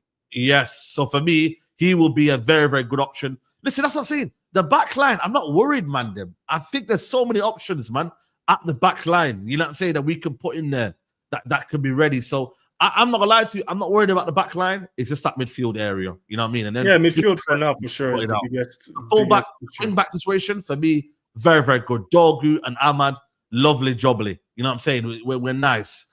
Obviously, AFCON might be a bit of a madness, but it is what it is. Yeah, we just have to deal with it. Right now, as it stands, we have a good back line. You know what I'm saying? There's no excuses in that part. Let me just get the super chat before you come in, Charles. Baleba and Yoro are best mates too from Lille days. I know, man. That's why I need Lenny Yoro to do his job, man. Big up to halftime fan reaction. Said, I'm glad you, man, got your target. You can stop focusing on Arsenal. Side note, who's Rant's going to fight? Wish it was me. Rant's calling you out there, man. Yeah, I mean, you got to show face though, man. You know what I mean? Big up to you, broski. Jason Hanna said United will probably need Baleba to push for the move as well. Yeah, I agree. Jason carries on saying I wouldn't rule out United getting a Donnarumma either. Mikhail says I was at MetLife as well, wondering if man was mad. Oh yeah, he's talking about the situation. Jason Hanna says let's be honest, we play better out from the back when Maguire plays, but we need better than him as well. And guys, Shaw is playing if fit. Amrin rates him highly. Brother Shaw, put the fries in the bag, man. I can't lie to you, bro. Like, yo, I don't want to be seeing Shaw around, man. I'll be real with you guys. Shaw, for me, I don't want to be seeing him around, bro. I just think, just in terms of like the new season, mentally for Man United, like just having Luke Shaw in your team, bro, it's just jarring, bro. Do you not think like it's just one? What this is why I wanted one game a week, because there's certain man where you're like, okay, his game time is going to be very much limited, even if he's fit. So next summer, Shaw, Mount, and listen, that means we're going to need to sign English players, to be fair. We're going to need to replace these guys. Shaw, Mount, maybe Maguire. Looks like they're trying to keep Maguire again. I think because of that English player quota you need in your team. So Shaw, Mount, these two guys need to be replaced. Yeah. So you need another left 10 that is as has the ball carrying the Cunha has and his ability to score goals and all that kind of stuff. Find someone that can do that. I need someone on the left center back road, and I think would be good. I'm not really bothered about them this season. I'd be worried if we needed a really deep squad, but this season we don't. So I'm just like, hopefully their game time is like max 10 Premier League games. Yeah, with substitutions counted. I've got the team here, man. Then what are you man saying about this team here? If anyone is coming. Obviously, you put Martinez out off, and then you change obviously Martinez for, let's say, for example, Mazraoui. But you know what I mean? I'd have Mazraoui playing instead of Martinez. Yeah. But what you man say this team, man? Where do you reckon this team can get us, man? Then I don't, Saeed, I don't know. I'm not giving no predictions. I just want to see good football. I want Manchester United to be known as a team that plays good football, bro. I said this last time. Let us be a team that is exciting and good to watch. Because when you get to that level that you have a system, you're exciting and good to watch, you as a management team can be like, listen, do we back this manager? Do we get someone else that can take us to the next level? I don't want someone that, oh man, we're going to next summer, the team is shit, we're playing bad football, we scam top 4, we weren't really even supposed to be there, we just scammed it because everyone else was shit. No, let's be a team that plays good football, then the results will follow. That's the big thing. That's what I'm looking for. I want to see football. That's really what I'm judging Amorim on, because for me, the results will come anyway. Let's play good football, then I'm good. I don't really care about placement right now. If I'm being honest. The front three is mad in this team. How we've upgraded that front three, man. Like it's mad to think like that three was Garnacho, Hland, and then whoever was playing on that side. Sometimes Mason Mount, sometimes Bruno, sometimes Ahmad, but it just never was a fluid or recognizable front three. You feel me? Like stop, man. Wait, what's everyone's expectations on that front three side? I want to hear from the panel and the chat. I'm gonna say for me, what though? What do you when you say expectation? You're talking goals on that front three. I mean, mainly like goals.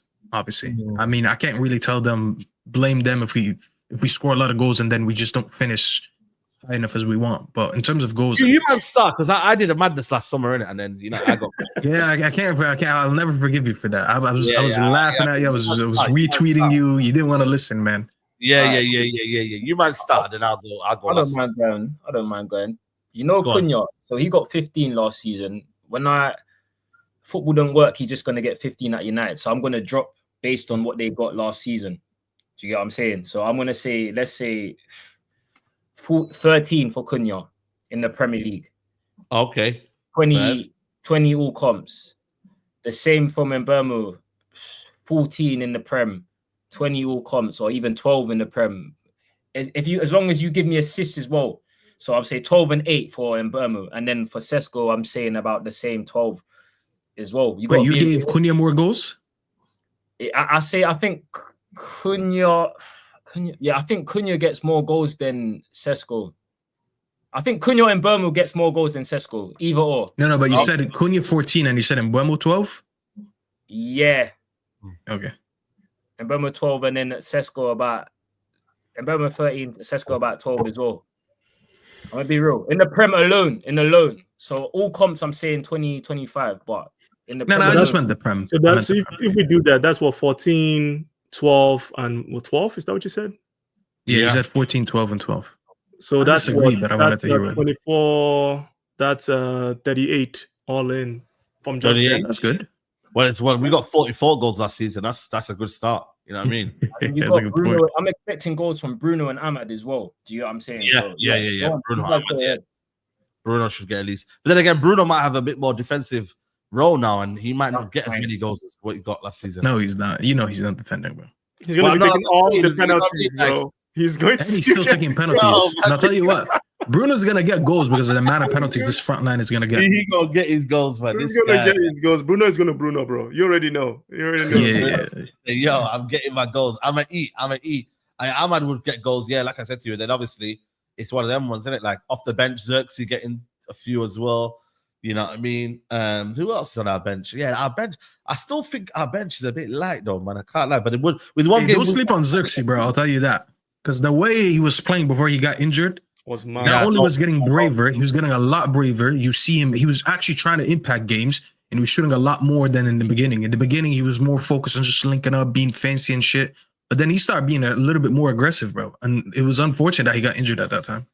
I think he'll chip in. Really Probably not a lot, but he'll chip in with some goals. For Cesco, like Zexi, I think is the perfect alternative profile to have there. Yeah. Because especially for Cunha, because there are going to be some games where we just want to play football, like quick, smart, fast football. Not that Cesco can't do it, but Zexi is just on another level in terms of link up. Yeah, 100%.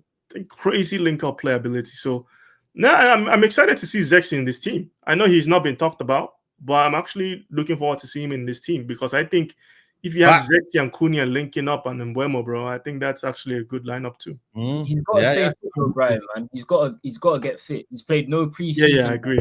Yeah. 100%. He's got to sort this out. Do you know what I mean? I don't want to see Hland again. Big man thing. Yeah. But no, honestly, I'm not gonna lie to you, bro. I'm looking at that team and I'm smiling. I can't lie to you, bro. How many goals though? We skipped that question. Only I answered. Okay. Listen, if we get more goals from the front three than we did all of last season, that's what I'm looking at. Yeah, that's what I'm looking at. That's what I'm looking at. I honestly that answer. That's not good enough. I don't care about who's getting the goals. Who's the top scorer in that front three at least? Yeah. Give it the top scorer. For me, my man, I'm backing Cunha, bro. Cunha, come on, Brian's guy. Bro, my Cunha, listen, I need to see Cunha do some special things this season because I think out of everyone, even in Mbeumo, I think Cunha is the guy that when we were having a shit game, like he's the guy that's going to stand up and do something. And like everyone else can do it. And Mbeumo is more of a numbers guy. Not that he can't do things, but Cunha for me is that guy that just has the extra, that special ability to just pick up the ball and just go through 3-4 people and do something. So that's why for me, he's going to score more goals. He's just going to feel Old Trafford. He's that kind of player that when he's at it, he's at it. So I'm hoping like we see more of that this season. That's why for me he's just gonna do more. But man, I think that listen, all the signings like they're prem proven, especially obviously Mbeumo and Cunha, they're prem proven. So you'd expect them to hit the ground running. Yeah, but man, we'll see, man. We'll see. I know. Yeah. Big up, Carlos. That's a good comment there, man. Cunha might just demand it, but you know what I'm liking as well? There's going to be a demand for goals as well. Man are not going to be like, yo, you see how them man, Rudy, Tevez, Ronaldo, we're bringing the best out of each other. We you know what I mean? I'm not saying that they're them players, by the way, for those that are just like trying to do that. I'm just saying that you've got like a hungry kind of mentality now. Like everyone wants to score now. Everyone wants to deliver now. Staffy, what are you saying? I was going to ask you because I wanted to tell Brian, tell me if you agree with me, I guess. I was going to say to Brian and Charles, how much you want to bet Mbeumo was the high scorer in this team? I won't be surprised. Same. I didn't say Mbeumo or Cunha. I just know it's not going to be Sesko. It's going to be either or. Yeah, I don't think it will be Sesko. I think it's going to be Mbeumo. Mbeumo had like 20 goals last season. 5 of them were penalties. I'll be honest, he's not taking penalties, so you just have to assume he's going to score less. I think he's the only one between them that cracks 15 goals. Yeah. And I'm okay with that, by the way. Like I said, I don't care who gets the GA, but they all need to get GA. They all need if we got all 3 of them to bang at least 10, that's good. Because when's the last time United had multiple players in the league that scored 10 plus? Definitely not last season. Come on. It's been a minute, bro. That's what you want to see. Don't go anywhere. I need to hear yours. I'm going to say Mbeumo, the highest top goal scorer. I'm going to say Mbeumo 15, Cunha 15, and then Cesco about 12. Dang. That'll be 15, 15 and 12. Do you know how good that is? That's 42 goals, Sai. That's a lot. Yeah, it's 42 goals, yeah. That's really good. That's top. Come on, man. Sai always overspends when it comes to goals, man. Never take this guy to Atlantic City. He's good.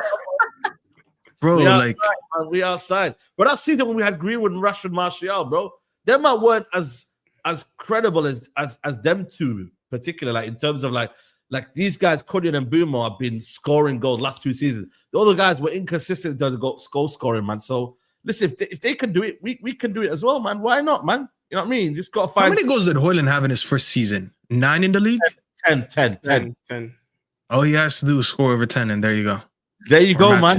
You know what I mean? But obviously, the context behind that 10 was a bit mad, though. Still, like he went through huge spells of not scoring. He was crying and he was doing a madness. Bro, he scored like 2 goals to wrap up the season when we were basically on the beach. Yeah, I no, was I like, I mean, it's nice, but like, where was this whole season? Yeah. Absolutely, man. Absolutely, bro. Big up to Jason. He says, Dogu will chip in with a few goals as well. Early shout will be our best player this season. I agree, man. I ain't gonna lie to you, man. For those that are playing FPL, I think you should get a punt on Dogu this season, man. I'll be real with you, man. He might be one of them to get a few assists this season, man. You know what I mean? Because when you look at it, go and watch Dogu's crossing last season. It weren't as bad as what people think it was. You know, Hland was just an idiot. Hland was an idiot, bro. You know what I mean? That's what it is. Yeah, man. I think for me, I thought he was our best preseason player, by the way. Yeah. Dogu and Euro for sure. Yeah. Euro, you know the thing about Euro, right? I feel like he goes under the radar. No one really speaks about him. I feel like only us United fans, because we watch him deeply. Like when we watch games and we just know everything is going on, we know how good he's been. I think the narrative, because United just been shit in 15th, people think like, oh, why did they overspend on a center back 60-something? I'd overspend it again because he's been amazing for us. The team is just not doing him any favor. I promise you, the minute we start getting results, people are going to start praising Euro because we're going to catch more eyes and people are going to see like, a few clean sheets here and there. By the way, we're talking about goals. I'm expecting at least 3-4 goals from Euro. The way this guy has been good in the air for us, he's just always unfortunate, bro. He's missing by like half a yard or something. He's genuinely looking like Vidic for us when he was getting out all these headers. So if he gives us like 3-4 headed goals, I'll be happy with it. Yeah. You know what is, bro? Just quickly touching on Euro, because I've been mentioning him all preseason. Brian's in the same group chat with me. I feel like he's even grown into a leader, bro. I saw him at Newcastle last season at St. James's when I think someone said something to Harry Amas. Squared up to someone. Yeah. And pushed him. I know. His presence, like his confidence on the ball is so reassuring. Do you know what I'm saying? And I just know we got a world beater in there. He's only going to get better. He's only going to get better. And like he's saying, it's going to take, if United do manage to get some consistency and we start getting results, we're going to start waking up.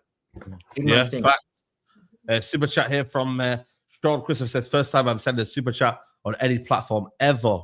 Said, I follow your videos so much. My gal says I spend more time with you than her. I listen, man. Spend time with your gal, bro. You know what I'm there. Boy. You better get. I know you slur with your gal, man. You know what I'm there, bro. But nah, I appreciate it, man. Big up to you and your missus, man. You know what I'm there. I appreciate it. Hey, let me tell you a crazy story real quick. It's about something really the super chat. I think it was like a couple years ago. I was with my girl at that time. We were dating at that time. Yeah. And you sent me a voice note. And I was listening to it, like she was getting something from the shop. So I'm in the car waiting. And she comes back in and I'm listening to your voice note. Obviously, she's not used to the British accent. And she hears me listening to you. And the first thing she says, well, it pissed me off. She's like, that guy's accent is attractive. And I just sat there and I'm like, Saeed we're talking about right now. Yo, hey, don't have it, like, bro. She moving to Saeed while I'm here. Hey, yo. I still no idea who he is. She just heard his accent. She's like, his accent is attractive. I got annoyed, bro. I was like, yo, like I'm mad at Saeed now. He didn't do nothing, but I'm mad at him. I didn't do nothing, man. Yo, I don't want to be, what's going on there, man? You know what I mean? But listen, shout out to her, innit? Like, it is what it is, man. You know what I'm saying? Yo. Well, bro, I'm telling you, I was angry. I was like, nah, bro, I got to square up to Saeed now. He did nothing. Bro, listen, man, I'm just here to deliver content, bro. You know what I'm saying? You just sent me a message. I was listening to something you sent me on WhatsApp, and I was like, what's wrong with this chick, man? Bro, that's when someone said your chain's getting took. Yo, listen, man, yo. Nah, shout out to him, man. Listen, it is what it is, man. But big up to you lot, man. Make sure you lot hit the like button. We've got nearly, still got 2,000 people in there, man. Nearly on 1,000 likes. Let's get to 1,000 likes, man. We're going to touch on Garnacho, man. Chelsea. You know what? When I seen that David Ornstein tweet, I was so happy, bro. Because when David Ornstein co-signed that, I was like, beautiful. Like music to my ears, bro. Like, yo, we need that brother gone, man. And like I said, Chelsea, the only problem I've got, though, are Chelsea going to not go in for him now because of Levi Colwill? Because they now got an injury to Levi Colwill. So I hope that don't mean, like, listen, obviously, make sure we get me, like, you know, speedy recovery to Levi Colwill. But, you know what I mean? Like, I hope they don't abandon this situation here, man, because they need to go get a defender. But, yeah, Chelsea are after him. Chelsea have stepped up the talk, club in touch on topic for some time now, and now advancing amid Benjamin Cesco joining 21-year-old wants to join Chelsea and expects move to happen, man. Listen, there's a lot of people online, bro. I've never seen it, bro. Like, we should be getting 50. We should be getting 60, 50, 40. Bro, like, we're not going to be happy with whatever number we get, man. Do you know that, everyone? Whatever number we get, we're not going to be happy. I'm saying 40 million. I don't know what you man are saying. I've always maintained 40 million. That's the way we should be going. And let's go bye-bye. Like, if they do what they need to do, or go 35 plus 5 million if you want to do it like that. But no more. We need to get rid of him, bro. Full profit. You get me? We get rid of him. See you later. If Chelsea want to do whatever they want to do with him, cool. It's up to them, bro. We put on maybe a little sell-on fee. I don't know what we do. It is what it is. But 40 million, that's it. Let's go out about our business. I hear it. Gittins has gone for 45. I hear it. Jamie, is it Omari Hutchinson? Is it? He's going for more than 40 million. I hear it. But, bro, United made their situation clear. We don't want him anymore. I don't know if United have got a position of power now. And if you do decide to say, right, we're going to keep him, but the manager don't rate him. And the manager's not going to play him. So then you got a player who's not being played. And then, therefore, he doesn't get to produce the numbers that he probably got last season. So I just think, for me, we've got to be reasonable. We've got to be sensible. And, yeah, man, just 40 million. See you later. Ma'asalam. You know what I mean, bro? I don't know what anyone else would. You were adamant, though, Shells, that you wanted more, but I don't know if you've changed your tune in that regards. Let me know. Basically, I was just saying, with how the situation's gone, United put themselves in where we've got no leverage at the end of the day. Yeah, the whole exactly. Airing our dirty laundry out with saying you need to go find a new club. I said this is going to bite us in the arse. Pause. Do you get what I'm saying? So I will take 40 million. I think we could have got higher. Before was looking at 60. Do you know what I'm saying? I think we value him at 50. So it probably gets done for like 40 plus 5 and maybe a sell-on clause. Do you know what I'm saying? At the end of the day, if this is going to fund our move for Baleba, then, bro, load it. Do the 40 million. Take the 40 million, you know what I'm saying? And then focus on my man. Yeah. By the way, DiMarzio hype, man. What is this true or what? What's going on here with this DiMarzio guy, man? Forget DiMarzio, man. He's been saying Sancho's leaving our club all summer. Yeah, bro. DiMarzio hype, bro. I can't lie to you. He's done, man. He fell off, man. Yeah, exactly. He fell off, man. I can't lie to you, bro. You know what's crazy, Saeed? You know what's crazy? That we're giving more credibility nowadays to Indy over DiMarzio, bro. Yeah, I'd say, bro, it's 2025 and Indy Kayla is getting more praise than DiMarzio. If you would have told me that 5 years ago, I would have called you crazy. That's what I'm saying. Man's getting the He's very hit and miss, bro. He's very hit and miss. He's very hit and miss, man. So I don't know. Like I said, I don't see anything right here. I don't know if it's an opinion piece. You know, thing is with articles, right? Some are opinion pieces, some are actual credible journalism. We don't know whether it's an opinion piece or journalism. You get me? So that's where I have to be very careful. I just want to hear from David Ornstein and Fabrizio, one of them two. You know what I mean? Like, you know who fell off, bro? And I never want to hear from him again. That Sasha guy. Never speak Sasha, again. Yeah. No more. Sasha hype. The way him and the other guy, the Slovenian guy, tried to move early on Friday. You seen him? He switched up. And the tracking back, I mean, it was sad to see, bro. It was sad to see. Yeah, luckily he ain't got a profile. He ain't got nothing to kind of, fall back on. But I think for me, and obviously, we were hearing Anthony today, Benfica, some news from CNN Portugal, which apparently they've got a reliable journalist over there. They're saying that Benfica are looking at Anthony, and I've made some contact with him as well. Again, I don't know what we could get from Anthony. I'll be real with you. I'm saying it should be really 30, 35 million. When you look at this, when you look at the ending he had here, brother, I don't know why we're even looking at below 30 million, man, guys, man. I think there's value in Anthony, man. He's 25. He had an amazing loan. And in a different environment, he cooked, man. Yeah, cool, he flopped in the final and people crashed it upon him. Here, cool, but, bro, we should get some money out of this guy, man. It's madness. It's madness, man. 30 million at least. Minimum, bro. Should be more, really and truly, but we'll take a little 30 million, man. That's a bargain for some teams. Real business are still not coming from. So bun them, man. They just don't have money, bro. Like, we're wasting our time right now. They want to loan. They want to loan. That's Anthony. That's the problem. The issue is Anthony. He's not considering other options, and I'm sure there's other clubs that would pay money for him. That's the problem. He's rejected Saudi already. Yeah. He's rejected Saudi already. He's the problem. But bro, I don't know about his links with Benfica. But if these are real links, I mean, Benfica's a big club. They could be our savior when it comes to this because they're a big club. They have money. He's obviously Brazilian, so it's a Portuguese-speaking country. That might be our alternative, bro, because I don't know where this guy's going. I'll be honest. He's making it difficult. All these players, by the way, making it difficult. One wants only Betis. One wants only Chelsea. They're pissing me off, man. One doesn't want to leave Hland. One doesn't want to leave. I don't know what the last one is doing. Sancho. I have no idea where he is. Would you say Mandem though? He would be only one. Sancho was at Wild. Would you be willing to keep him though out of the 4 of the bomb squad if he was to stay? Would you be willing to say, you know what? It's not the bomb squad, brother. It's those 4.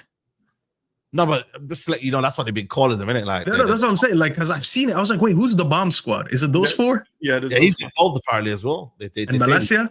Malaysia too. Malaysia did some. Who named him the bomb squad? All right, that's crazy. Oh, this journalist, bro. Isn't that real thought, though, would you want him though? If you couldn't sell him, yeah, would you think he would have a value in the squad? Like in terms of Anthony, yeah, until January at least. Yeah, he does, but like it's not worth the money that we're not getting for him. Because I look at him, I was like, can he do some basic fundamentals right? Sure. I mean, this bitch was complaining about playing left back and wing back. Now Ahmad is about to do it, and he's twice the player that he is. So he looks goofy now. Ahmad about to do it. Ahmad is, he's taken to it. He's confident about it. He believes that he can be a top player in that position. That's the kind of mentality we need. We don't need players that cause problems, bro. We just don't need these guys that cause problems. So for me, I respect him for trying to take a wage cut and go to Betis. So that shows the willingness. I get it, but like you're not going to Betis right now. So what's the alternative? What are we gonna do? As I said, bro, there's a World Cup next year. All these players need moves. Sancho, I give up on him. I don't think Sancho even rates that he's good enough to even make it somewhere and go to the World Cup. I've given up on him. It's gone quiet, bro. It's gone quiet. It's gone quiet with Sancho. Yeah, I'm done with that one. But Anthony, listen, Anthony can make it back to the Brazilian squad. He already got picked up when Ancelotti went back. He picked him in his first squad. So he knows he has a chance. That Brazilian squad is ass, man. Yeah, man. Yeah, it's horrible. It's horrible. It's horrible. It's horrible. That's why when people tell me, Brian, but Cunha plays in the 9 because he plays in the 9 for Brazil. I'm like, brother, there's a reason why he plays in the 9 for Brazil. No one else could do the job. It doesn't mean that he's great at it. What's that boy's name that plays at Real Madrid? Everybody stopped talking about him. Rodrigo, Vinny? No, the striker. The Bengali guy. What's his name? Endrick. Yeah, he's not Brazilian. He's Bengali, bro. To this day, I will never rate a Brazilian that has an English name. It's just not happening. Is Endrick? His name is Sir Bobby Charlton, first of all. Yeah, I mean, Endrick. I don't know. Endrick's English? I would say Endrick's not an English name. You know, they call him in Spain, they call him Bobby Charlton because of that video. Bobby, yeah. They call him Bobby Charlton. Bro, nah, man. You know what's crazy, Brian? What's his name? The side you would know. You did a lot of World Cup watch-alongs. What's the Brazilian guy that was scoring crazy goals for them in the Club World Cup? Spanish kid. When Mbappe got sick. Garcia. Yeah. He came up and took the number 9 already.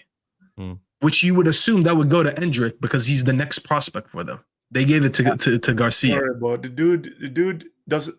He's such a strange player. He's short, but he doesn't have low center of gravity dribbling. No, he doesn't. He's got a shot at him, though. He's got a shot on him. He's got a left dribble to save his life.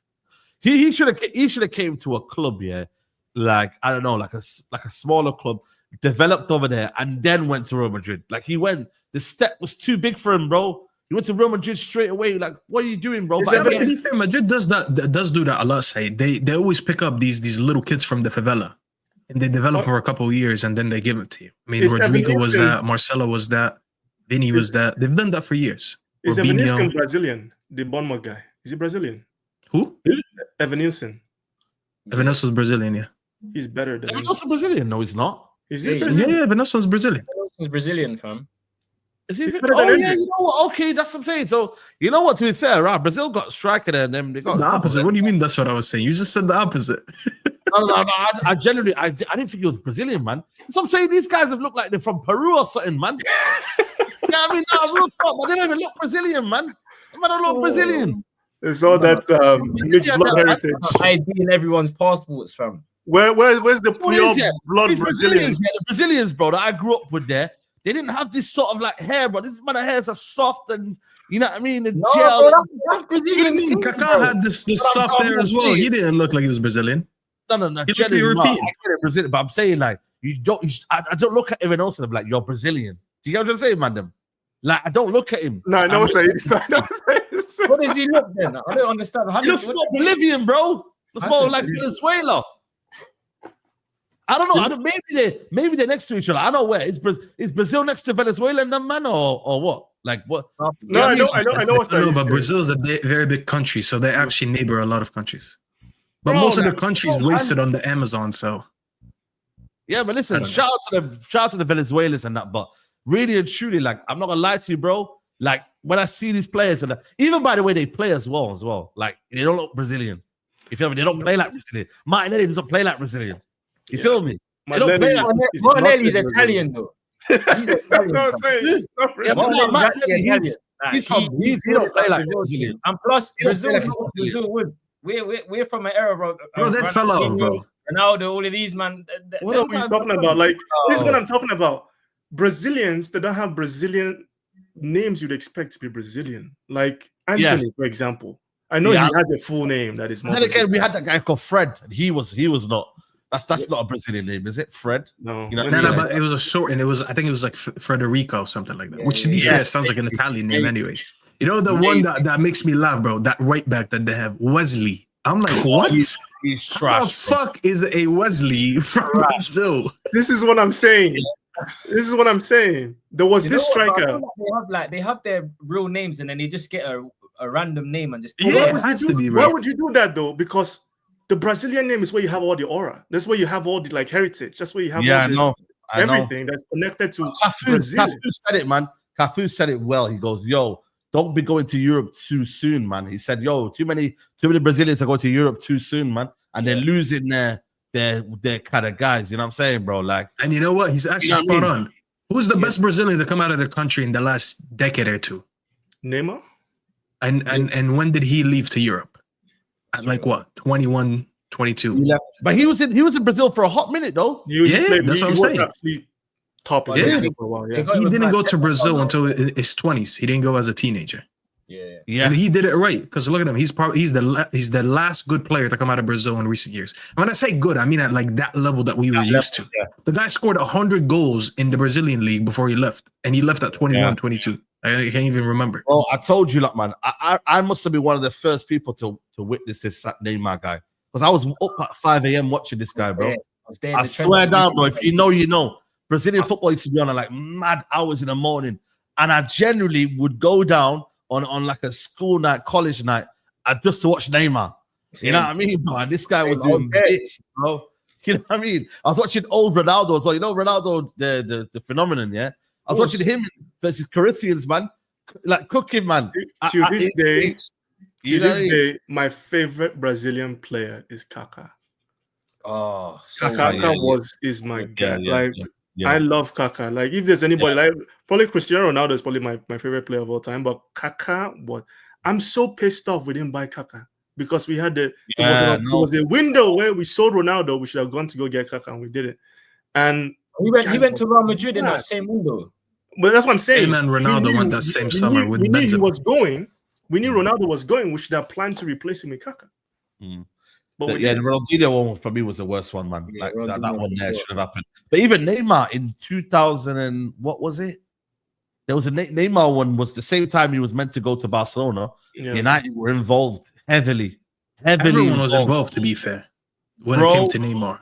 It's a madness, man. You get me? So, like I said, I don't know. United now, I don't know. Like in terms of talent now, maybe this might be the big step for Ineos now in terms of finding the next talent. Obviously, got JJ Gabriel there. He's obviously young and he's going to be the one. You know what I mean? And he needs to go steal Dalman from Arsenal. Who? The Arsenal kid. Max Stallman? Nah, he ain't going anywhere. We didn't go offer him. That one there, we can't try that one. We can't try that one. I can't lie. No, but the kid is insane, though. The kid is crazy. Need to be looking at now. Now they've got this team a little bit settled now. They can afford to now look at the market, like who's the next one now? Who's the next one? Because there's one thing like becoming the main man versus now when you've got your team. Like look at PSG for example. They're gonna go that is it Real Madrid that got him? Masterano? Masterano, yeah, he went to Madrid. Yeah, he went and got him, but Real Madrid. You know what I mean, bro? Yeah. But he always wanted to go to Real Madrid. That's the problem. He was going to PSG and Madrid he hijacked it. This South Americans, they love Madrid. They love Spain, bro. Yeah, they love, yeah. But I'm saying to you, like, United need to be now looking at that, you know what I mean, in terms of now, like, maybe that be the next step now, getting the next best young talent. Even though I'm not gonna lie to you, the academy, they picked a lot of good players, up, The kid that I told you that from Southampton, he's gonna be the next one coming up now as well. There's another kid that they're trying to get from Fulham. You know what I mean? So, bro, like, it's looking promising, man. No, I trust what's his name? Wilcox with doing that. He got Haven.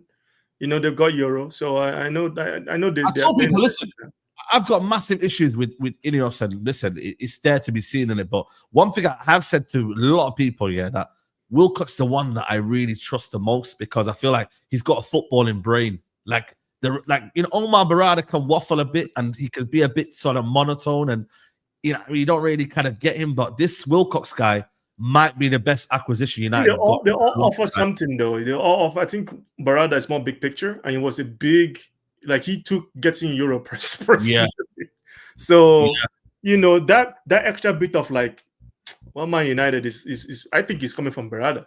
I think he's the one that's going to be like, if we're going to get this deal done to get Baleba, I think it's going to be Barada that's going to be like, we got to push it through, man. We got to pay the money to get this deal, because he's going to know Manchester City are going to be after him next season.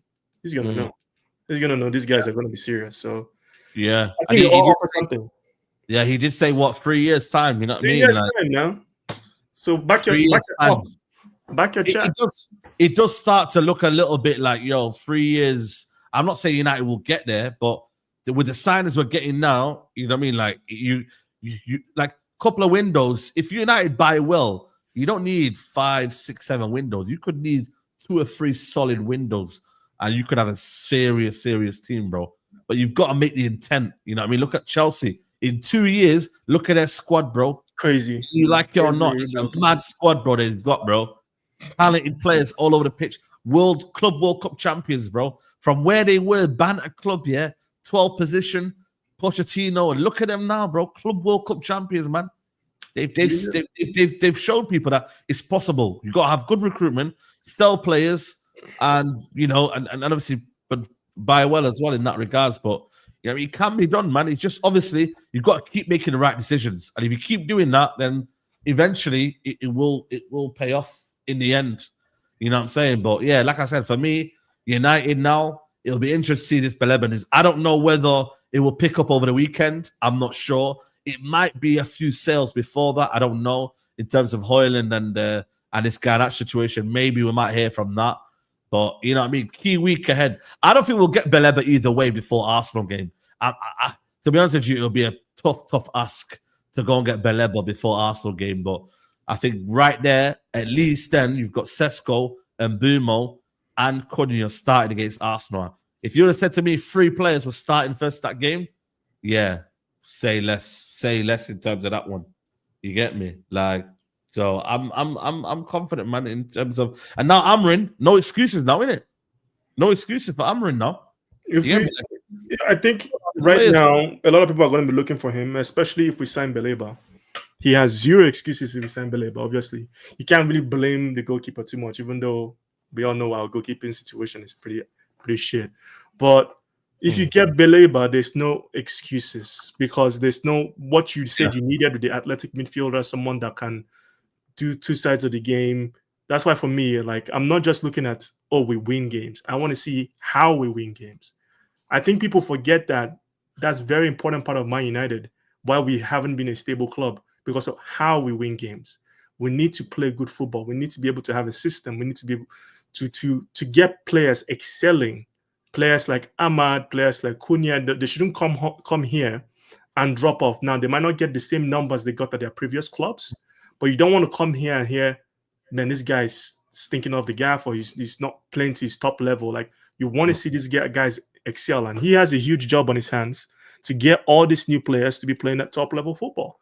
And I gave him last season to you made all the mistakes you can make. You're not going to get a lot of pity. And Amorim is a coach that I like, and he's someone that I wanted at United. So I think people sometimes mistake you wanting someone as, oh, you're just going to ignore everything that they do. That's not me. Anybody that knows me knows I'm very highly critical of players and managers that are, even if I like them, and if Amorim is not going to step up, there's other coaches we can go to. We have signed good enough players where I'm like, if we sign another coach, I think we'll be okay. So Amorim needs to step up, and he needs to show it quickly. Absolutely, absolutely. Last super chat here before we wrap up. Man said that's not an Asian guy. His eyes are slanted enough. Big love from San Diego, bro. Listen, that's crazy still, man. But big up to you, Sean, man. Adriano Inter was cold, says Damien. Big up to you, man. Big up to you. Listen, big up to anyone who's involved right now. We still haven't got 1,000 likes. 985 people. Let's get these likes up, people. I mean, hopefully, like I said, tomorrow we'll be here for the Ten Hag hate along. If you lot want to join us, let me know. You get me? Like, it's free for all. If you lot want to have the link, Ten Hag hate along tomorrow. We'll be there, man. 6:30, guys. Make sure you're there. Ten Hag, let Chelsea. Hopefully, you lot can absolutely destroy him. And then, man, next week I think Bundesliga starts soon. So we'll be there, man. Most games, if I'm there, it's gonna happen, man. You know, no one's there, so it is what it is, man. You have to charge to the game, man. But Charles, man, let them know where they can find you, man. Yeah, big up, Staffy, big up Elite Pundit, man. Saeed, as always, do you know what I'm saying? Shout out the chat. You can find me match day shows. I've been smashing content because United have been active, so I've had to be active. So yeah, luckily. Come on. Big up to you, bro. Big up to you. Links in the description. Elite Pundit, man. Big up to you. I can see. Can you not see his fragrances at the back, bro? That is madness, bro, people. Check his fragrance out on the back, bro. This guy will never smell bad. That's fair play, bro. You will smell good all the time. People say he bought a fragrance every time United stunk it out on the pitch, and that's why he has that. That's probably what happened last season. One fragrance per performance. We want to be crazy.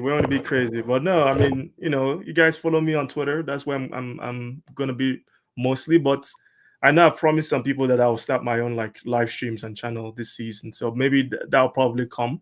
This whole setup is for a reason. So at some point I'll probably start streaming live, and I'm getting to a situation where I have more time to do that. So I'm hoping to launch my own channel this season and do some live shows. And I'm going to do different stuff, United are great to talk about, but there's other stuff that I would like to talk about, fragrances and different things that I think you guys might find interesting. So just watch out for that. By the way, it's not really a fish tank. It's just a screen.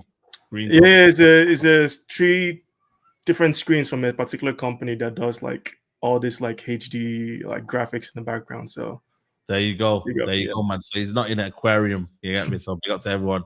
That would be nice, but cost money. yeah, definitely. Staffy, big up to you, man. Love for coming on, bro.